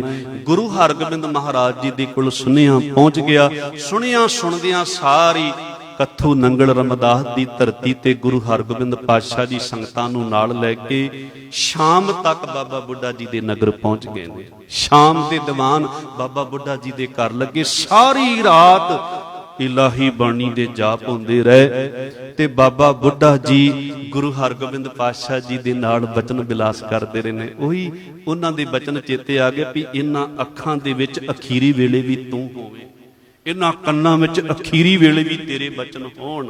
ਤੇ ਗੁਰੂ ਹਰਗੋਬਿੰਦ ਪਾਤਸ਼ਾਹ ਜੀ ਅੱਜ ਅੱਖਾਂ ਦੇ ਸਾਹਮਣੇ ਨੇ ਤੇ ਬਚਨ ਵੀ ਕੰਨਾਂ ਦੇ ਵਿੱਚ ਬਾਬਾ ਬੁੱਢਾ ਜੀ ਦੇ ਪੈ ਰਹੇ ਨੇ। ਬਾਬਾ ਬੁੱਢਾ ਜੀ ਕਹਿੰਦੇ, ਸੱਚੇ ਪਾਤਸ਼ਾਹ ਇੱਕ ਵਾਰੀ ਅਖੀਰੀ ਜਾਂਦੇ ਦੇ ਕੰਨਾਂ ਵਿੱਚ ਇਹ ਬਚਨ ਪਾ ਦਿਓ, ਕਹਿ ਦਿਓ, ਜਾ ਬੁੱਢਿਆ ਤੈਨੂੰ ਬਖਸ਼ਿਆ, ਜਾ ਬੁੱਢਿਆ ਤੈਨੂੰ ਬਖਸ਼ਿਆ। ਅੱਜ ਸੱਚ ਜਾਣਿਓ, ਕੇਵਲ ਸੰਗਤਾਂ ਦੀਆਂ ਅੱਖਾਂ ਵਿੱਚ ਹੀ ਅਥਰੂ ਨਹੀਂ ਸੀ ਆਏ, ਅੱਜ ਗੁਰੂ ਹਰਗੋਬਿੰਦ ਮਹਾਰਾਜ ਜੀ ਦੀਆਂ ਅੱਖਾਂ ਵਿੱਚੋਂ ਵੀ ਅਥਰੂ ਆ ਗਏ। ਇਹਨੂੰ ਰੋਣਾ ਧੋਣਾ ਨਾ ਸਮਝਿਆ ਜੇ, ਬਿਲਕੁਲ। ਇੱਕ ਉਹ ਸਿੱਖ ਅੱਜ ਇਸ ਸੰਸਾਰ ਨੂੰ ਛੱਡ ਕੇ ਜਾ ਰਿਹਾ ਹੈ ਜਿਹਨੇ 113 ਸਾਲਾਂ ਵਿੱਚ ਕੇਵਲ ਗੁਰੂ ਦੀ ਸਿੱਖੀ ਕਮਾਈ ਹੈ, ਕੇਵਲ ਗੁਰੂ ਨੂੰ ਆਪਣੇ ਹਿਰਦੇ ਵਿੱਚ ਵਸਾਇਆ ਹੈ। ਤੇ ਸੱਚ ਜਾਣਿਓ, ਅੱਜ ਬਾਬਾ ਬੁੱਢਾ ਜੀ ਦਾ ਪਾਵਨ ਸੀਸ ਗੁਰੂ ਹਰਗੋਬਿੰਦ ਮਹਾਰਾਜ ਜੀ ਦੇ ਚਰਨਾਂ ਵਿੱਚ ਹੈ। ਬਚਨ ਬਿਲਾਸ ਕਰਦਿਆਂ ਹੋਇਆਂ ਇਤਿਹਾਸਕਾਰ ਦੱਸਦੇ ਨੇ, ਪੂਰੀ ਜਪਜੀ ਸਾਹਿਬ ਬਾਬੇ ਬੁੱਢੇ ਨੇ ਇਤਨੀ ਉੱਚੀ ਆਵਾਜ਼ ਵਿੱਚ ਪੜ੍ਹੀ ਜਿਵੇਂ 18 ਸਾਲਾਂ ਦਾ ਗੱਭਰੂ ਬਾਣੀ ਪੜ੍ਹ ਰਿਹਾ ਹੋਵੇ। ਉਹ ਬਾਣੀ ਜਪਜੀ ਸਾਹਿਬ ਜੀ ਦੀ ਪੜ੍ਹ ਕੇ ਗੁਰੂ ਹਰਗੋਬਿੰਦ ਮਹਾਰਾਜ ਜੀ ਦੇ ਚਰਨਾਂ ਵਿੱਚ ਆਪਣਾ ਸੀਸ ਰੱਖਿਆ ਤੇ ਅੰਮ੍ਰਿਤ ਵੇਲਾ ਨਾਲ ਹੀ ਉਹਨਾਂ ਨੇ ਆਪਣਾ ਸਰੀਰ ਇਹ ਚੋਲਾ ਕੱਥੂ ਨੰਗਲ ਦੀ ਧਰਤੀ ਤੇ ਛੱਡ ਦਿੱਤਾ। ਇਹ 4 ਜਾਣੇ ਹੋਏ ਨੇ ਜਿਨ੍ਹਾਂ ਨੂੰ ਗੁਰੂ ਦੇ ਚਰਨਾਂ ਵਿੱਚ ਆਪਣਾ ਚੋਲਾ ਛੱਡਣ ਦਾ, ਸਰੀਰ ਛੱਡਣ ਦਾ ਇਹ ਮਹਾਨ ਇਹ ਭਾਗ ਪ੍ਰਾਪਤ ਹੋਏ ਨੇ। ਪਹਿਲੇ ਨੇ ਰਾਏ ਬੁਲਾਰ ਜੀ, ਜਿਨ੍ਹਾਂ ਨੇ ਗੁਰੂ ਨਾਨਕ ਦੇਵ ਮਹਾਰਾਜ ਜੀ ਦੇ ਚਰਨਾਂ ਵਿੱਚ ਆਪਣਾ ਸਰੀਰ ਛੱਡਿਆ। ਦੂਜੇ ਨੇ ਬਾਬਾ ਬੁੱਢਾ ਜੀ। ਇਹ ਦੋਵੇਂ ਪ੍ਰੇਮੀ ਸਨ। ਇਹਨਾਂ ਪ੍ਰੇਮੀਆਂ ਵਜੋਂ ਸਿੱਖੀ ਨੂੰ ਕਮਾਇਆ ਤੇ ਆਪਣਾ ਇਹ ਸਰੀਰ ਗੁਰੂ ਦੇ ਚਰਨਾਂ ਵਿੱਚ ਛੱਡਿਆ। ਤੀਸਰਾ ਹੈ ਪੈਂਦੇ ਖਾਂ, ਭਾਵੇਂ ਵਿਰੋਧੀ ਬਣ ਕੇ ਆਇਆ ਸੀ, ਹੰਕਾਰੀ ਬਣ ਕੇ ਆਇਆ ਸੀ, ਜਦੋਂ ਥੱਲੇ ਡਿੱਗਣ ਲੱਗਾ ਸੀ ਗੁਰੂ ਨੇ ਵਾਰ ਕੀਤਾ, ਗੁਰੂ ਨੇ ਫਿਰ ਵੀ ਪਰਉਪਕਾਰ ਦਿਖਾਇਆ, ਉਹਨੂੰ ਥੱਲੇ ਨਹੀਂ ਡਿੱਗਣ ਦਿੱਤਾ, ਆਪਣੇ ਗੋਡਿਆਂ ਵਿੱਚ ਲੈ ਲਿਆ। ਉਹ ਵੀ ਗੁਰੂ ਪਾਤਸ਼ਾਹ ਜੀ ਦੇ ਚਰਨਾਂ ਵਿੱਚ ਆਪਣਾ ਜਿਹੜਾ ਸਰੀਰ ਛੱਡਦਾ ਹੈ, ਦੋਜਕ ਦੀ ਅੱਗ ਵਿੱਚ ਸੜਨ ਤੋਂ ਬਚ ਜਾਂਦਾ ਹੈ, ਰੱਬ ਜੀ ਦੇ ਚਰਨਾਂ ਵਿੱਚ ਜਾ ਮਿਲਦਾ ਹੈ। ਤੇ ਚੌਥੇ ਹਨ ਭਾਈ ਮਹਾਂ ਸਿੰਘ ਜੀ, ਜਿਨ੍ਹਾਂ ਨੇ ਬਦਾਵਾ ਲਿਖਿਆ ਸੀ। ਉਹ ਵੀ ਉਡੀਕ ਰਹੇ ਸਨ, ਸਹਿਕਦਾ ਹੋਇਆ ਉਹਨਾਂ ਦਾ ਸਰੀਰ। ਤੇ ਗੁਰੂ ਗੋਬਿੰਦ ਸਿੰਘ ਮਹਾਰਾਜ ਜੀ ਉਹਨਾਂ ਦੇ ਕੋਲ ਗਏ। ਆਖਰੀ ਸਵਾਸ ਨੇ, ਭਾਈ ਮਹਾਂ ਸਿੰਘ ਜੀ ਤੁਸੀਂ ਆਪਣੇ ਸਾਰੇ ਦਾਗ ਧੋ ਦਿੱਤੇ ਨੇ, ਤੁਸੀਂ 40 ਸਿੰਘਾਂ ਨੇ ਸ਼ਹੀਦੀਆਂ ਪ੍ਰਾਪਤ ਕੀਤੀਆਂ ਨੇ ਮੁਕਤਸਰ ਦੀ ਜੰਗ ਦੇ ਵਿੱਚ। ਕਹਿਣ ਲੱਗੇ, ਦਾਗ ਉਹਨਾਂ ਚਿਰ ਨਹੀਂ ਸੱਚੇ ਪਾਤਸ਼ਾਹ ਜੀ ਤੁਪਣੇ, ਜਿੰਨਾ ਚਿਰ ਉਹ ਬਦਾਵਾ ਨਹੀਂ ਪਾਟਦਾ। ਉਹ ਬਦਾਵਾ ਪਾੜੋ ਮੇਰੀਆਂ ਅੱਖਾਂ ਦੇ ਸਾਹਮਣੇ। ਉਹ ਰੜਕਦਾ ਪਿਆ। ਗੁਰੂ ਜੀ ਨੇ ਉਹ ਬਦਾਵਾ ਕੱਢਿਆ, ਉਹ ਭਾਈ ਮਹਾਂ ਸਿੰਘ ਜੀ ਦੇ ਸਾਹਮਣੇ ਪਾੜਿਆ ਤੇ ਗੁਰੂ ਮਹਾਰਾਜ ਜੀ ਦੇ ਨਾਲ ਬਚਨ ਬਿਲਾਸ ਕਰਦੇ ਹੋਏ ਭਾਈ ਮਹਾਂ ਸਿੰਘ ਜੀ ਗੁਰੂ ਗੋਬਿੰਦ ਸਿੰਘ ਮਹਾਰਾਜ ਜੀ ਦੇ ਚਰਨਾਂ ਵਿੱਚ ਆਪਣਾ ਚੋਲਾ ਛੱਡਦੇ ਨੇ। ਇਹ 4 ਜਾਣੇ ਹੋਏ ਨੇ ਜਿਨ੍ਹਾਂ ਨੇ ਗੁਰੂ ਚਰਨਾਂ ਵਿੱਚ ਆਪਣਾ ਸੀਸ, ਆਪਣਾ ਚੋਲਾ ਛੱਡਿਆ। ਸੋ ਐਸੇ ਮਹਾਨ ਗੁਰਸਿੱਖ, ਧੰਨ ਧੰਨ ਬਾਬਾ ਬੁੱਢਾ ਜੀ। ਉਹਨਾਂ ਨੂੰ ਗੁਰਸਿੱਖ ਵਜੋਂ ਕਹਿ ਲਓ, ਉਹਨਾਂ ਨੂੰ ਭਗਤ ਵੱਲੋਂ ਕਹਿ ਲਓ, ਉਹਨਾਂ ਨੂੰ ਸੰਤ ਸਾਧ, ਇਹ ਸਾਰੇ ਸ਼ਬਦ ਉਹਨਾਂ ਦੇ ਜੀਵਨ ਦੀ ਵਿਆਖਿਆ ਕਰਦੇ ਆ। ਸੋ ਉਹਨਾਂ ਦਾ ਪਾਵਨ ਜੀਵਨ ਵਿਚਾਰਦਿਆਂ ਬਹੁਤ ਸਾਰੀਆਂ ਭੁੱਲਾਂ ਗਲਤੀਆਂ ਹੋ ਗਈਆਂ ਹੋਣਗੀਆਂ। ਆਪ ਜੀ ਅਣਜਾਣ ਸਮਝ ਕੇ ਮਾਫ ਕਰਿਓ ਜੀ। ਇਸ ਤਰ੍ਹਾਂ ਸਿੱਖੀ ਕਮਾਣੀ ਆ ਜਾਏ, ਜੀਵਨ ਸਫਲ ਹੋ ਜਾਏ। ਭੁੱਲ ਗਲਤੀ ਦੀ ਖੇਮਾ ਪ੍ਰਵਾਨ ਨੂੰ ਫਤਿਹ। ਵਾਹਿਗੁਰੂ ਜੀ ਕਾ ਖਾਲਸਾ, ਵਾਹਿਗੁਰੂ ਜੀ ਕੀ